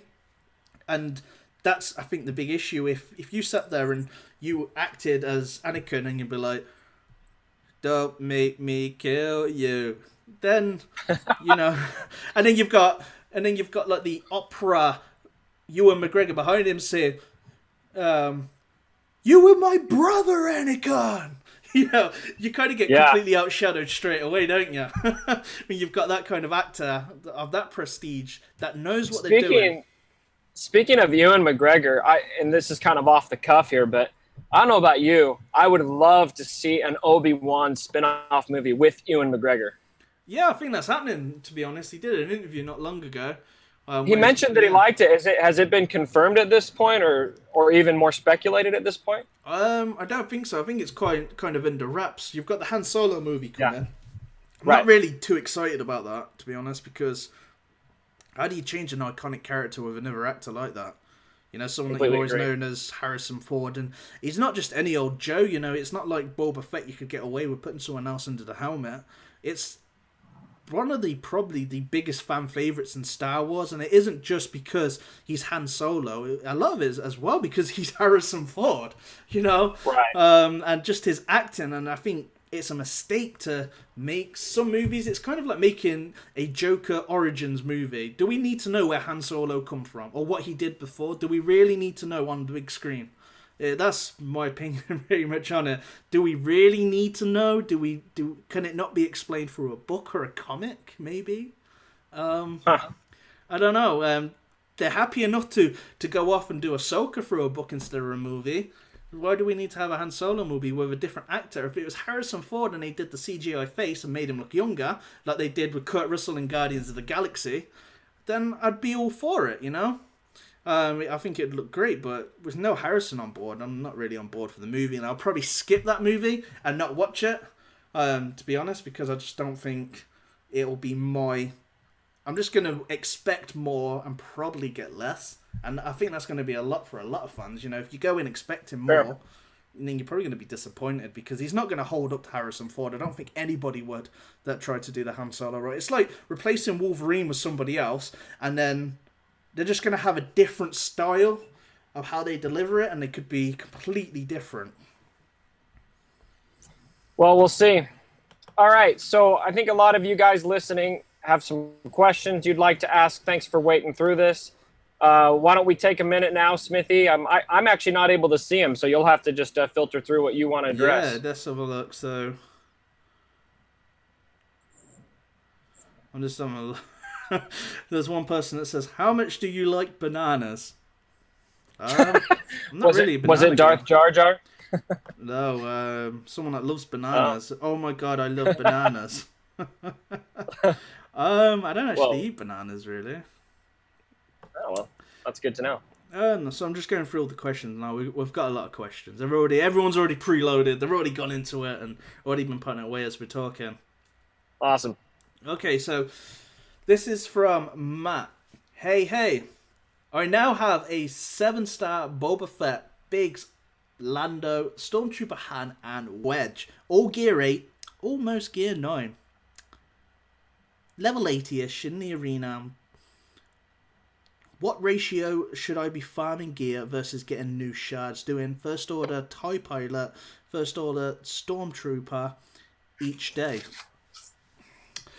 I think gear, what would you reckon on yourself? I think gear is probably the more important, because that is the now. If you are using them, then you should really be gearing them as quick as possible, really, or putting most of your attention. I think shards is good, but shards for characters are going to take you a while to get, and you could slow down slightly on that and go for more now. That's going to increase your arena ranking.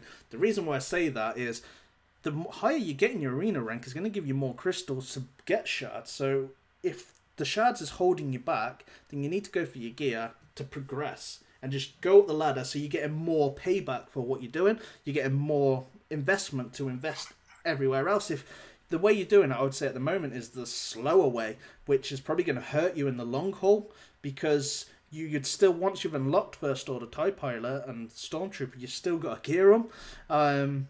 And the way you're going to do it, and the quickest way, is to progress on your arena, gear them, get them up there, and then have them steady, slowly build a team around your arena team, and get other areas. And that's what I personally did.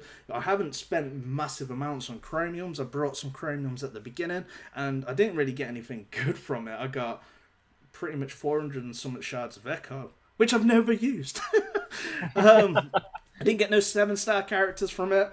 I got some close to 7-star, but it just wasn't really enough. I got Leia. I had to buy her from the shipments afterwards, and then she was made free to play. So I was just like, I wasted my money there. The only good investment I got from that was Sunfac, but I started to buy shards. Lasted me quite a long time, but I don't use Sunfac now. But I think it's steady that you should do your gear.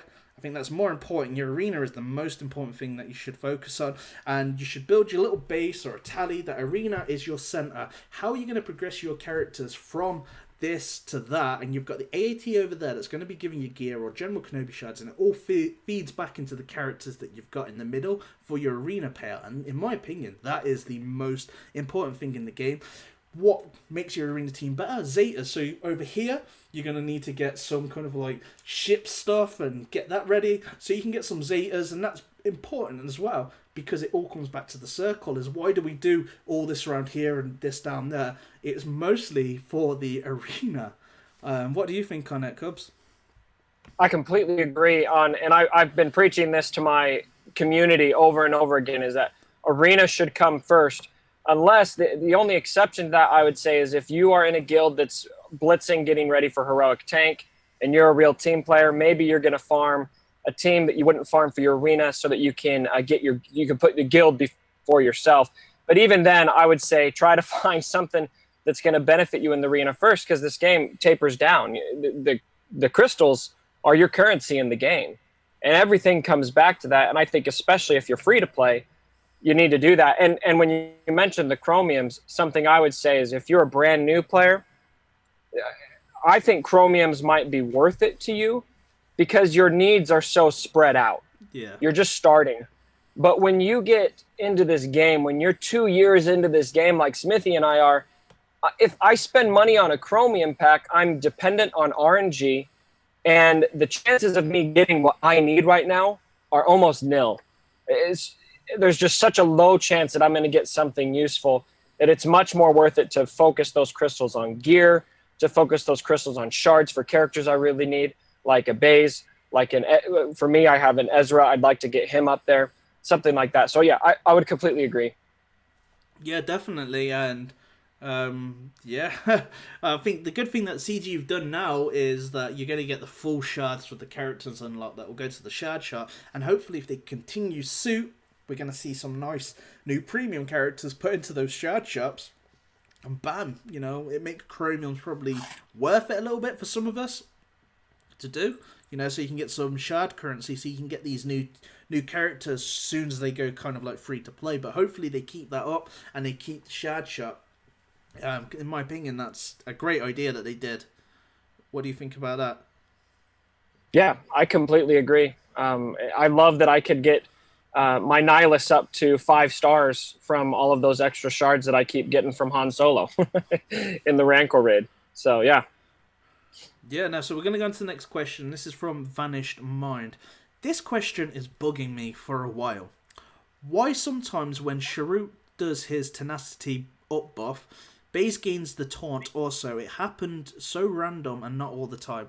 I can answer this really quick, straight off the bat.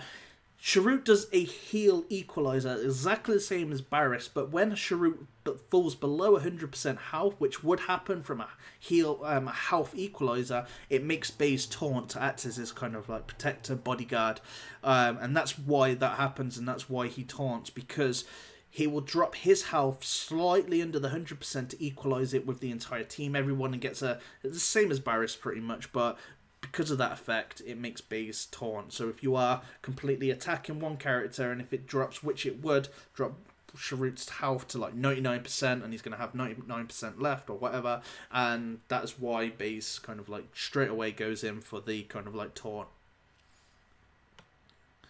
Let's have a look. So this is from Sean O'Neill. Can Jedi top 5 PvP in the current meta? I would say, yeah, you're a Jedi guy. What would you say, Bert? Yeah, and I would say, look at my .gg page. I've done it for over a month. And I've kind of rotated the core 4 that I am using in my Jedi team are the Zeta Qui-Gon Jinn, the Zeta Yoda. Those 2 are essential, in my opinion. And then I've been using Anakin. I've been using, as my 4th, of course, General Kenobi is kind of a kingpin for the Jedi team to work. And then I toyed around with a few different options. For a while, I actually used Nihilus with them, and it worked pretty well, especially against Che's teams. I don't know if it's ideal on defense, but I was able to protect him long enough to save up and annihilate, get rid of Chirrut, and win the match. I also toyed with Ezra in there for a while, but right now I've got Zeta R2 in there, and the Zeta that matters the most for Jedi is Number Crunch. Yeah. The other one I'm working towards, it's still a great Zeta to have. I can't wait to put it on there. But that Number Crunch gives your Galactic Republic an offense boost. And so you get a dual offense boost from Zeta R2 and Zeta Qui-Gon Jinn. And it makes when Anakin crits on his AoE, it's devastating to the other teams. And if you're thinking about farming Jedi, do it. They're awesome, and they're super fun to play with, and I'm finishing first or second every day, depending on where I'm at in my rotation. Definitely, man. Couldn't have said it any more better. We've got a question from Rob S, and this is Darth Nihilus' Zeta, Wound in the Force.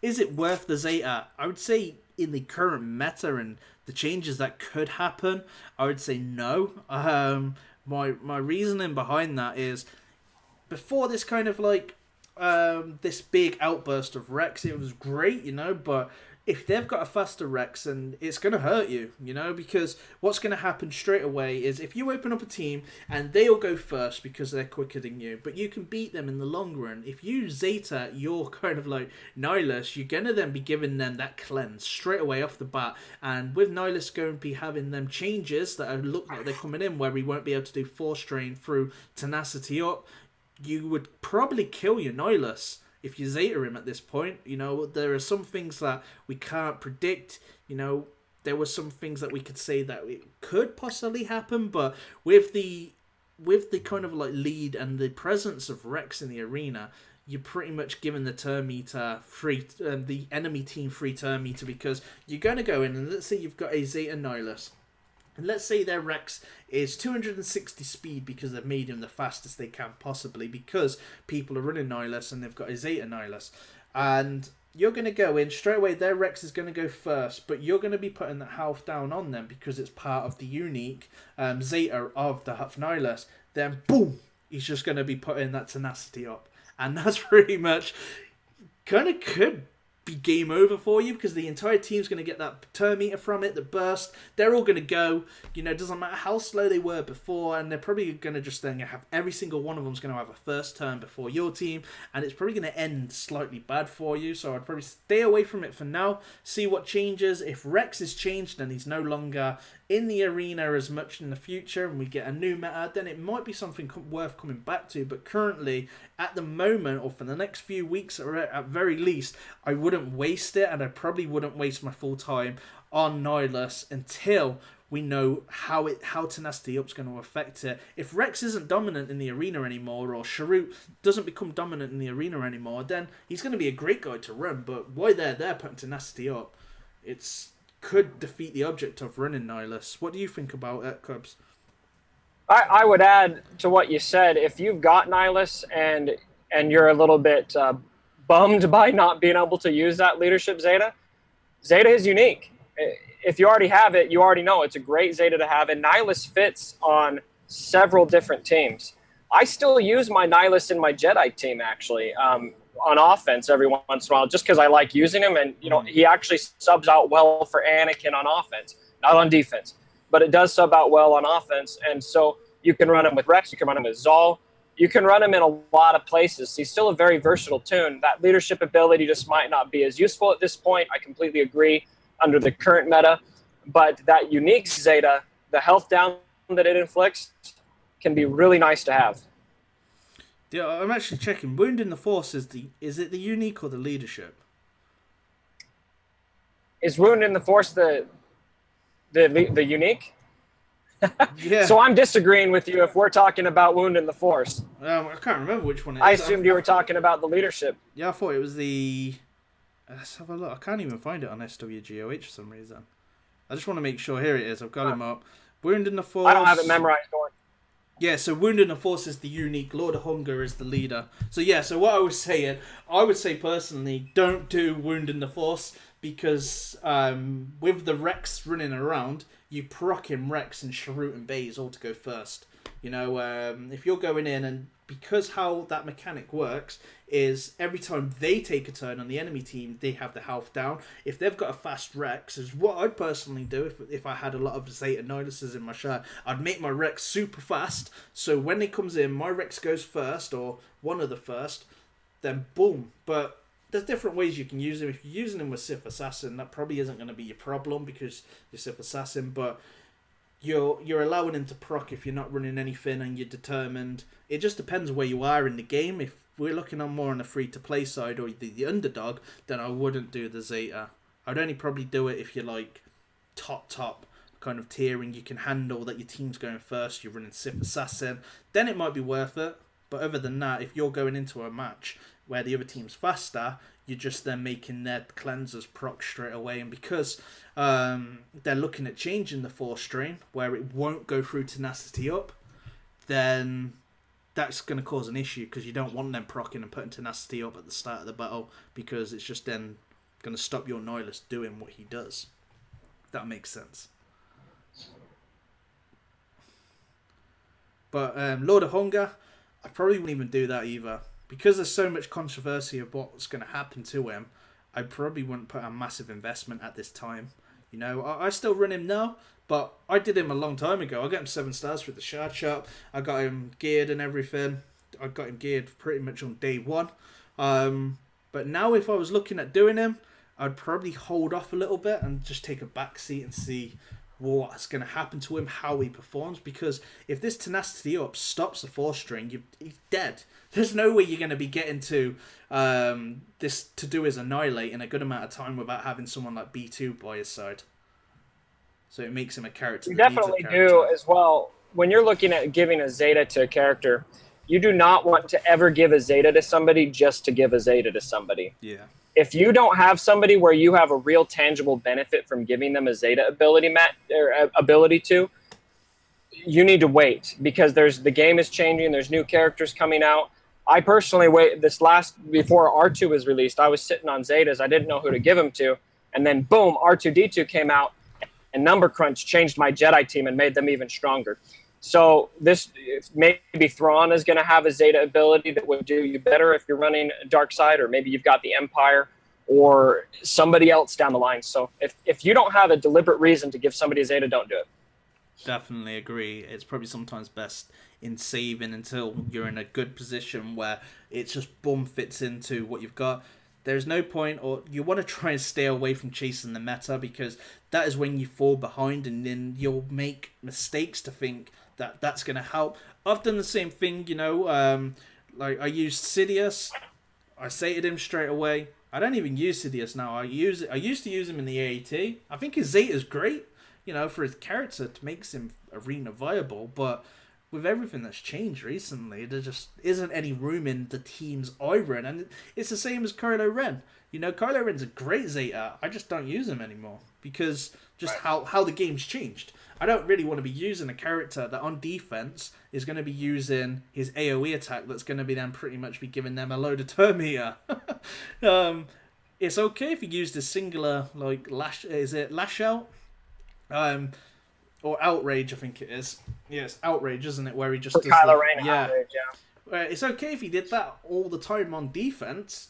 You know, that would be pretty cool. I would run him then, but I don't want him. I don't want a team just feeding turn meter and only doing like 5k crits. It's pointless on an AoE. So I kind of dropped him for that reason, because on my shard with all the Rex leads and Sharut and Baze, it just completely weakens my team, gives them so many heal over times when he does it, so much turn meter, and their Sharut and Baze are just like bling, bling, bling, just completely going completely all the time, because they get the turn meter from Rex and the turn meter from their counter attacks. So we're going to go on, and thank you, Virtual Gaming World. He donated to us $5. How's it going? Keep up the good work, you guys. I should be having Virtual Gaming World on Sith on my Ruler 2 on Thursday. So we'll look forward to that. He's actually, every stream, I think, he comes in and donates, man, and thanks. Really appreciate it. He's a good guy, man. And he also has a YouTube channel, so check him out. You know, he does a lot of streaming on games. He's doing some more Galaxy Heroes now like he used to, but he pretty much does a lot of Final Fantasy stuff, playthroughs, which are pretty decent. You know, I've watched them, and I think his narrating's brilliant for the games. You know, when he's talking, it is really good. We tried to set up a GTA, but my settings on my PS4 are really funky. I need to open up some nats and stuff. It's like, I think it's on strict or moderate, type 2, and it just weren't happening. I couldn't stream and be connected to him, and it just kept disconnecting my entire game. So let's have a look. So I'm just going to go through the next question. Is there any other questions you got from your guys? While I look through the next ones. Yeah, let me take a look. Cypher wanted to know which faction squad is the most fun for you to play with, Smithy. What do you like playing with the most? I like Resistance. I think Resistance is pretty cool. I like aiming for... They're cool and annoying at the same time because sometimes they're hard to use, especially in the AAT. Phase 4 is the worst. You know, anybody that wants to try them in Phase 4, I'd probably just say stick to Phase 2. I find it's really, really temperamental and difficult. It's probably one of the hardest teams to use in this game. I would say that they're definitely a 10 in difficulty. They're not easy in Phase 4, and even with R2, it's about timing it, and sometimes you'll be like, you know what, I can go for another cheeky run before putting Stout up, and you could be like 6 kind of phases into that kind of like battle, and then it just all goes wrong, and your whole team doesn't get any exposed, and you're just left there like, no, and the airstrike comes, and everyone gets killed except for like Poe or something, and you're just like, no! And then you retreat, and the raid's over, and you're just like, no! It's like a double Luke Skywalker, no! Yeah, I hated it in Phase 4. I just tried to do a good run. They can score some really high score there, but you have to take out like Rey or something and put R2 in, and then it just takes ages. You're talking, sometimes it could be like a 40-minute run, and in that 40 minutes, as you can imagine, you're playing this game, you're getting all this RNG, all this bad stuff happening, all this good stuff happening, and one mistake just costs you the entire thing, and yeah, it's horrible. It's like sweaty moments. You're just like, do I not? And then you will just randomly just make the mistake, and you're just like, I wish I never did that. But you're trying to go for score, so sometimes you just can't tell when the turn meter. It's really, really difficult to do. It's hard. I would never... Anybody that does it, then I envy them for doing it, you know, because they'll know how hard it is. Some people will probably find it easier, but if you're free to play, then I'd probably say don't do it. Because it's... Yeah. You need some really, really kind of like good mods as well, some strong mods, and the timing and everything has to be perfect, and we're talking for all these runs over like this amount of minutes, 20-40 minutes, and you have to do it perfectly. You could kind of like just throw in the towel each phase and just put the Stout up and put nothing out, but you cannot put the expose, because as soon as you put an expose up, pop comes out Resistance Trooper out of his Stout, and he's like, hello, and then he's the one that gets killed by the airstrike.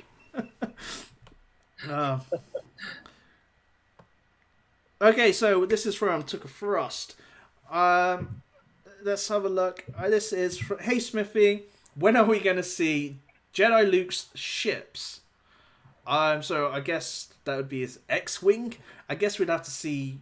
I think we ain't going to see Jedi... I would probably say that we're not going to see Jedi Luke. Personally, I can't see it, in all honesty. Yeah, you know, I think we have to see... We're on this Luke's journey. Luke has to become Bespin Luke before he becomes Jedi Luke. You can't just go from fanboy Luke to Jedi Luke, you know. It isn't what happened in the movies. So I'm probably going to see that we're going to see a Rebel Luke version with him with a saber, maybe on Bespin, or maybe we might see a Hoth or X-Wing Luke before that. There's many ways that CG can play this card, and this could be something with Luke over the next 5 years for us to get the 5 different versions of him or something, that you're going to need to have the current Luke to progress that current Luke through Luke's journey, and this might be something that's going to happen. Probably right on it, you know, that's probably what's going to happen, but I guess we'll have to see. But I can't see him going to Jedi Luke yet. I think that's going to be next year maybe. What do you think on it? Cool. I hope you're wrong, but I what you're saying makes a lot of sense. I think it'd be interesting if we could see a Rebel Luke, maybe a TIE Fighter, or a X-Wing Luke dressed like Biggs and Wedge. Maybe they'd have some kind of Rebel synergy. That could be neat. But yeah, I mean, something to consider too is Jedi Luke is one of those tunes that kind of unanimously everybody wants Jedi Luke. And so EA and CG, they're strategically playing this to keep us interested. And it's one of those kingpins that they've got that they're kind of holding over our heads. And they're going to milk that as long as they can before we all just revolt and quit the game. Yeah, I think this game's going to be here for a long time. You know, if you look at other games like Clash of Clans, and I think this game has the license, it's got the fan base, and I think it's just going to be growing. What I've seen figure-wise, I've seen a review that got put out. I don't know how true it is, but they're saying that they make like 12 million a month. I don't know how true. Which is insane for a mobile game. Yeah, and it's getting like 300. It's like 600k downloads or something per month. Yeah. I think with each movies, this is the thing that this license has. When you look at business strategics and you look at EA's other kind of like mobile titles, and you've got Dragon Age. Dragon Age is quite a dead game. Why? Because what is there to promote it? Games of Dragon Age, which, in my opinion, I thought the last one was terrible. I just was like, ooh. I wasn't really a big fan of it. But when you've got a golden franchise like Star Wars, you don't even have to do anything to sell it. It's got Star Wars, it's got a logo. Disney are going to do their stuff. Disney are going to be bringing out stuff constantly. Comics, toys, movies. That's your publicity right there. And this is why this franchise is so expensive, because it's free publicity. Anything that's got a Star Wars title on it or is official Star Wars product, people are going to look at.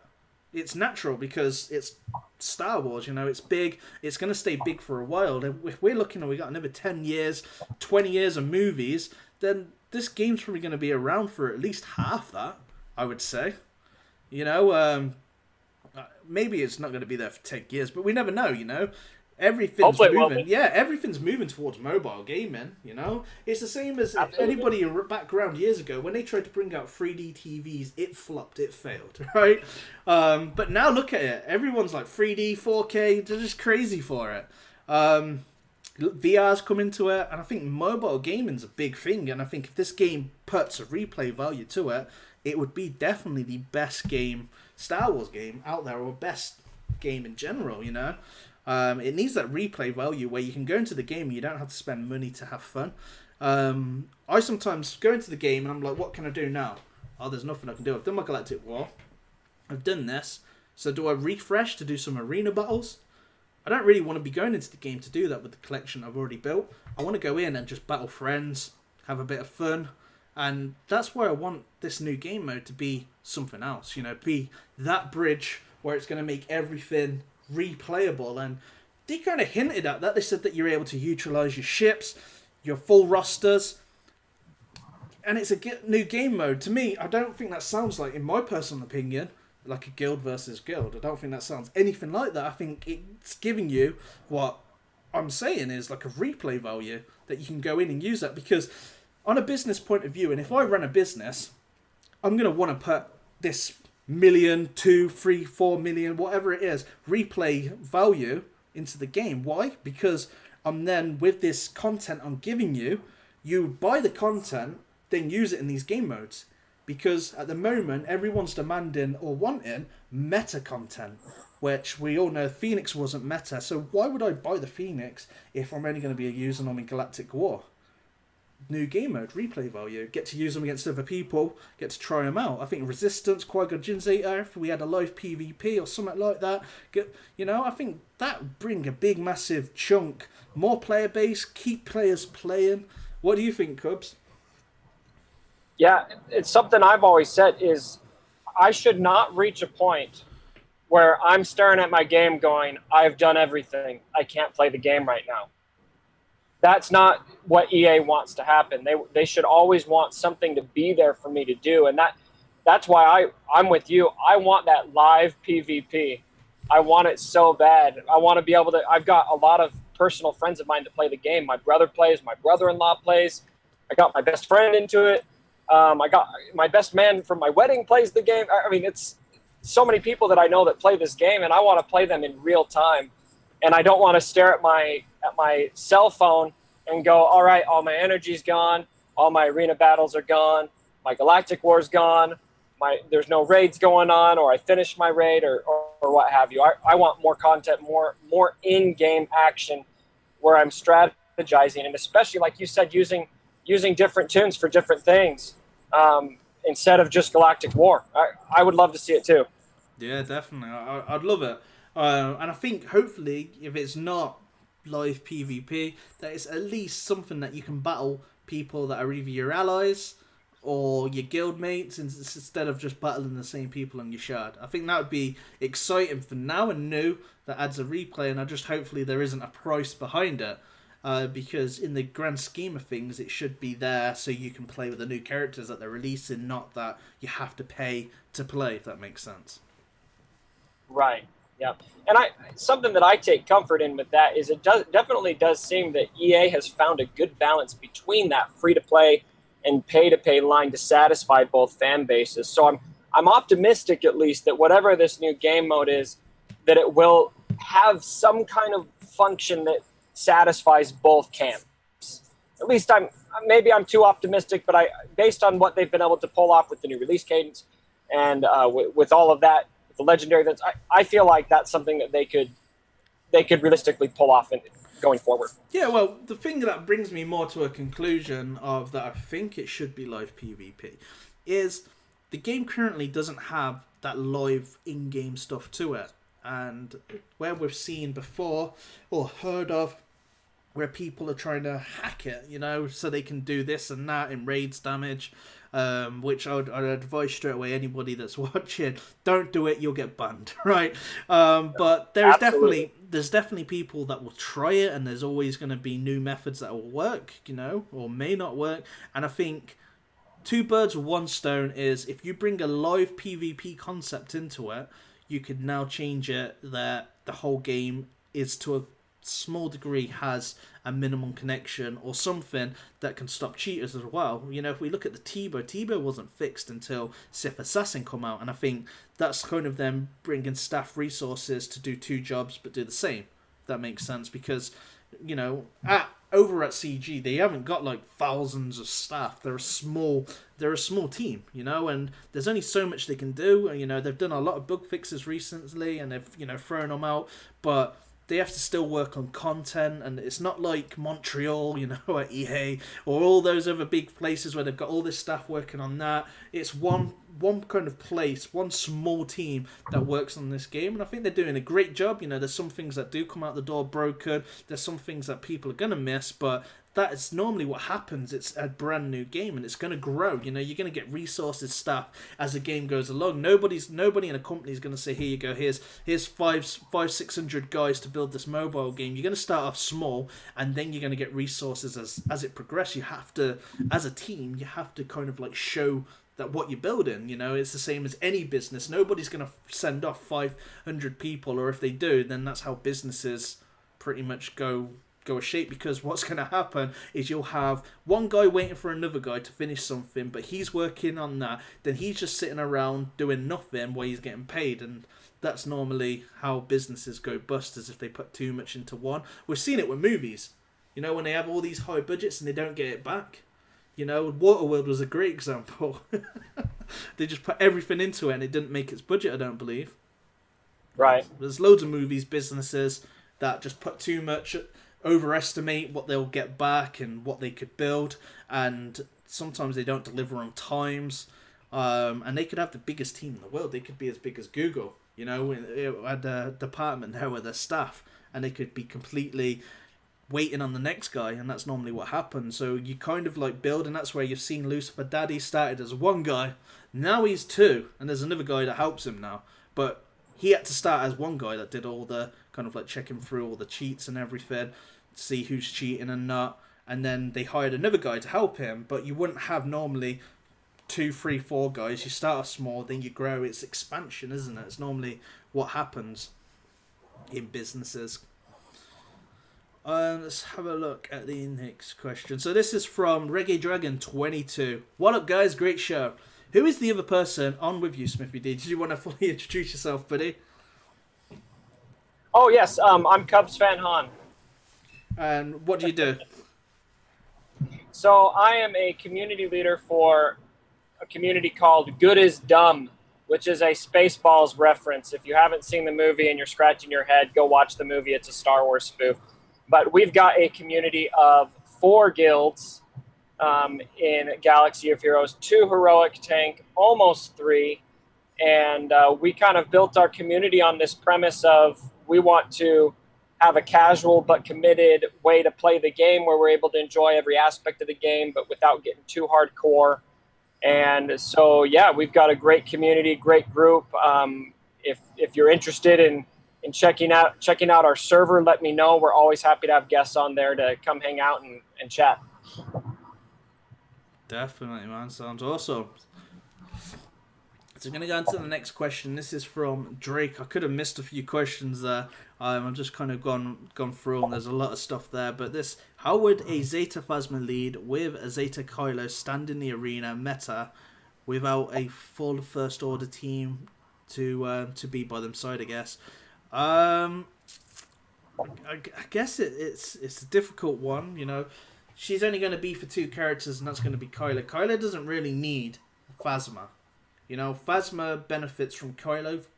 Pretty much Kylo is the standalone character in that team. He's a damage dealer. He can go into any team and do pretty much the same job. You know, he's going to be better in a First Order, but his AoE attack is going to be giving them pretty much 50% turn meter, because if they have that advantage, they're getting 25% turn meter every time he uses his AoE attack for being First Order, and also 25% turn meter for anyone that has advantage. So essentially, that's where the turn meter is building. Them standalone are by themselves, it's probably not going to be very well, because there's nothing there that's really outstanding great. You could make it work, but you're going to need to have a good backing behind it. And we're talking like taunters, cleansers, you know, and the problem you've got then is catch-22 with Kylo. You don't want someone cleansing him, but it's pretty much the day and age of the arena, that you do want to have a cleanser, you do want to have a taunter at very least, you know. If you don't have a taunter, your team's going to be cherry-picked apart. You know, you're going to leave anybody that's attacking it, going to leave Kylo till last. You're not going to always just go out your way straight away to Kylo. You're going to pick off the easier. I would say that it would work on the offense, because I think any concept of a team can be built on the offense versus the AI, but leaving a team like that with just the standalone of Phasma Kylo without having any other First Order characters and having that leadership that's only going to really benefit Phasma and Kylo, you're probably going to drop pretty extensively on the defense. It's worth the test, you know, because you can always build the team a little bit later on, but in all honesty, I don't see it working as well as what other teams would work, because if you look at a Rex leadership, he benefits the entire team. His isn't just to specifically clones, it's to the entire team. That even though they get a percentage of what clones would get, they all still get turn meter, where Phasma, on the other hand, I don't really see it, you know, working very well, and then it's them putting the Zeta into her to test it. It's worth the test, you know, if I do get hold of the Phasma Zeta for her. I've got a few Zetas to do. I'll test it for you, and I'm sure there's other guys out there that could give it a whirl, but I don't see it working very well. What's your thoughts on it, bud? Yeah, I don't really see it working very well either, but something I would add, and for all the reasons you stated already, Smithie, but something I would add is if you want to invest in Zeta Phasma and Kylo Ren, it's probably a good investment still, because that First Order faction, like we've already said in this show, has a future. We've got a new movie coming out. We're inevitably going to get new First Order tunes, so maybe they're going to have some real benefit down the line. But if you want to be arena viable right now, you need to look at what is viable and what can get you higher. And that team, I mean, even the first, I don't know what your shard is like, Smithy, but even the best First Order team that's fully Zetaed in my shard struggles more so than the Resistance team does. And so that would be my 2 cents. Is it's a faction that has a future, but if you want to be viable in the top 10, probably not the best bet. Yeah, definitely. I wouldn't use it in my arena shard. I could get dropped to 13 now by using a wedge lead over Mazaris. I'm definitely not going to be using it as my go-to team to change it from that, because I want to try and do as less battles as possible, just because of my teams and stuff, and yeah, I haven't got the time to do all that. Let's have a look. So we've got a lot of questions. I completely lost where we were. Oh man. Okay. It's because normally what happens if you don't move the cursor down as you're going on the stream, it will then just preload a ton of them into it as you kind of scroll down, and then it just like, whew, just loses where you got. So I'm just kind of looking for some here. Let's have a look. Ha ha ha! Someone put here, Bad Boys 2. All of a sudden, I am seeing a resemblance between Smithie D and Nick Frost. Cheers, buddy. Thanks, man. Nick Frost is pretty cool. He's funny. I think I first watched him was him and Simon Pegg, and it was on a TV show called Spaced, which is pretty decent sketch show. All right. Yeah, that's where they first started. Well, pretty much started together. Let's have a look. So I think on that, I think we'll wrap it up because it's like great 2 hours, isn't it, now into the stream? We're hitting 2 hours. Yeah. Everyone's falling asleep, especially you. Yeah, definitely. I've got a raid soon. But I will also be on Reality SWGOH Gamers tomorrow. They do take some Q&A, so make sure that you do check that out. And I'll also be back again on Thursday with Rule of Two for some more Q&A. And then if that's not enough, then you've also got the Q&A on Jedi Academy on the RSG as well on Saturday. So there's a lot of ways that you can get your questions in. Cannot go through all of them tonight. There is a lot. But I will try my best. You know, if you come on Thursday, answer some questions. If you wanted to come on Wednesday, they try their best to go through all the questions that they get on their stream. So you can always post it there and they'll get to your answer on it. And I'll be on the stream tomorrow and also be on the stream on Thursday. So you said that you had a YouTube channel, Cubs, as well, or you started creating some content. Yeah, I do, and I'm a total beginner. So if you guys support me, that'd be awesome. And I'm also even opening myself up for your criticism. Tell me what I suck at, and tell me what I need to improve at. I'm not looking to be anything huge. I just love the game, and I found out recently how to record the video on my iPhone. I didn't think it was possible, and then I saw an article about it. And so I'm putting a few things out. I actually just put a little guide on Smithie D's favorite phase of Heroic Tank Phase 3.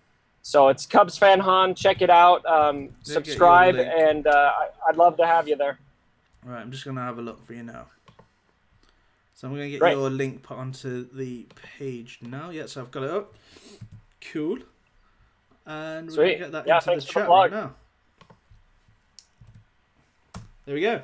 That's put in there. That'll come up on the screen as well. Let's type your name if you wanted to type it in. So the name of the channel. So just everyone can see it, and it'll be on here at the end as well. So it's Cubs Fan. Sounds great. Normally, you know, if you're looking for any guys, like for any channels, then what I'd normally always do, because there's Mike Hunt that is really, really difficult to find on YouTube. One, because the name he's chosen, and two, it's not really, there's a lot of names with that name on YouTube. If you have a look, there is scales and scales of channels called Mike Hunt because of the popularity of the name. But what I would always say is do a search by the name and then put SWGOH at the end. Pretty simple. This is how I find most channels on here, because and then it will find that person's name in the Star Wars Galaxy of Heroes. So normally if you do a search, and if it's Cubs Fan Han, SWGOH, you'll find him straight away. You may be able to find him just with Cubs Fan Han, but it's going to be simpler. It's going to bring you up his page straight away on YouTube, and it's going to be at the top where you can just click into his channel and check out his content. All right. Yeah, so on that note, yeah, if you've enjoyed this, then please give it the thumbs up. You know, if you haven't already subscribed, then make sure that you are subscribing, and join me back tomorrow on Reality SWGOH Gamers, and that's going to be at 8 PM Eastern, and then come back again if you wanted to do some more Q&A, and that's going to be on Thursday for the Rule of Two. And yeah, that's everything, and it's been a great stream. Really enjoyed it, and hopefully we can do this again. Yep, thanks so much, some other time. Yeah, may the Force be with you guys. Yeah, may the Force be with you all.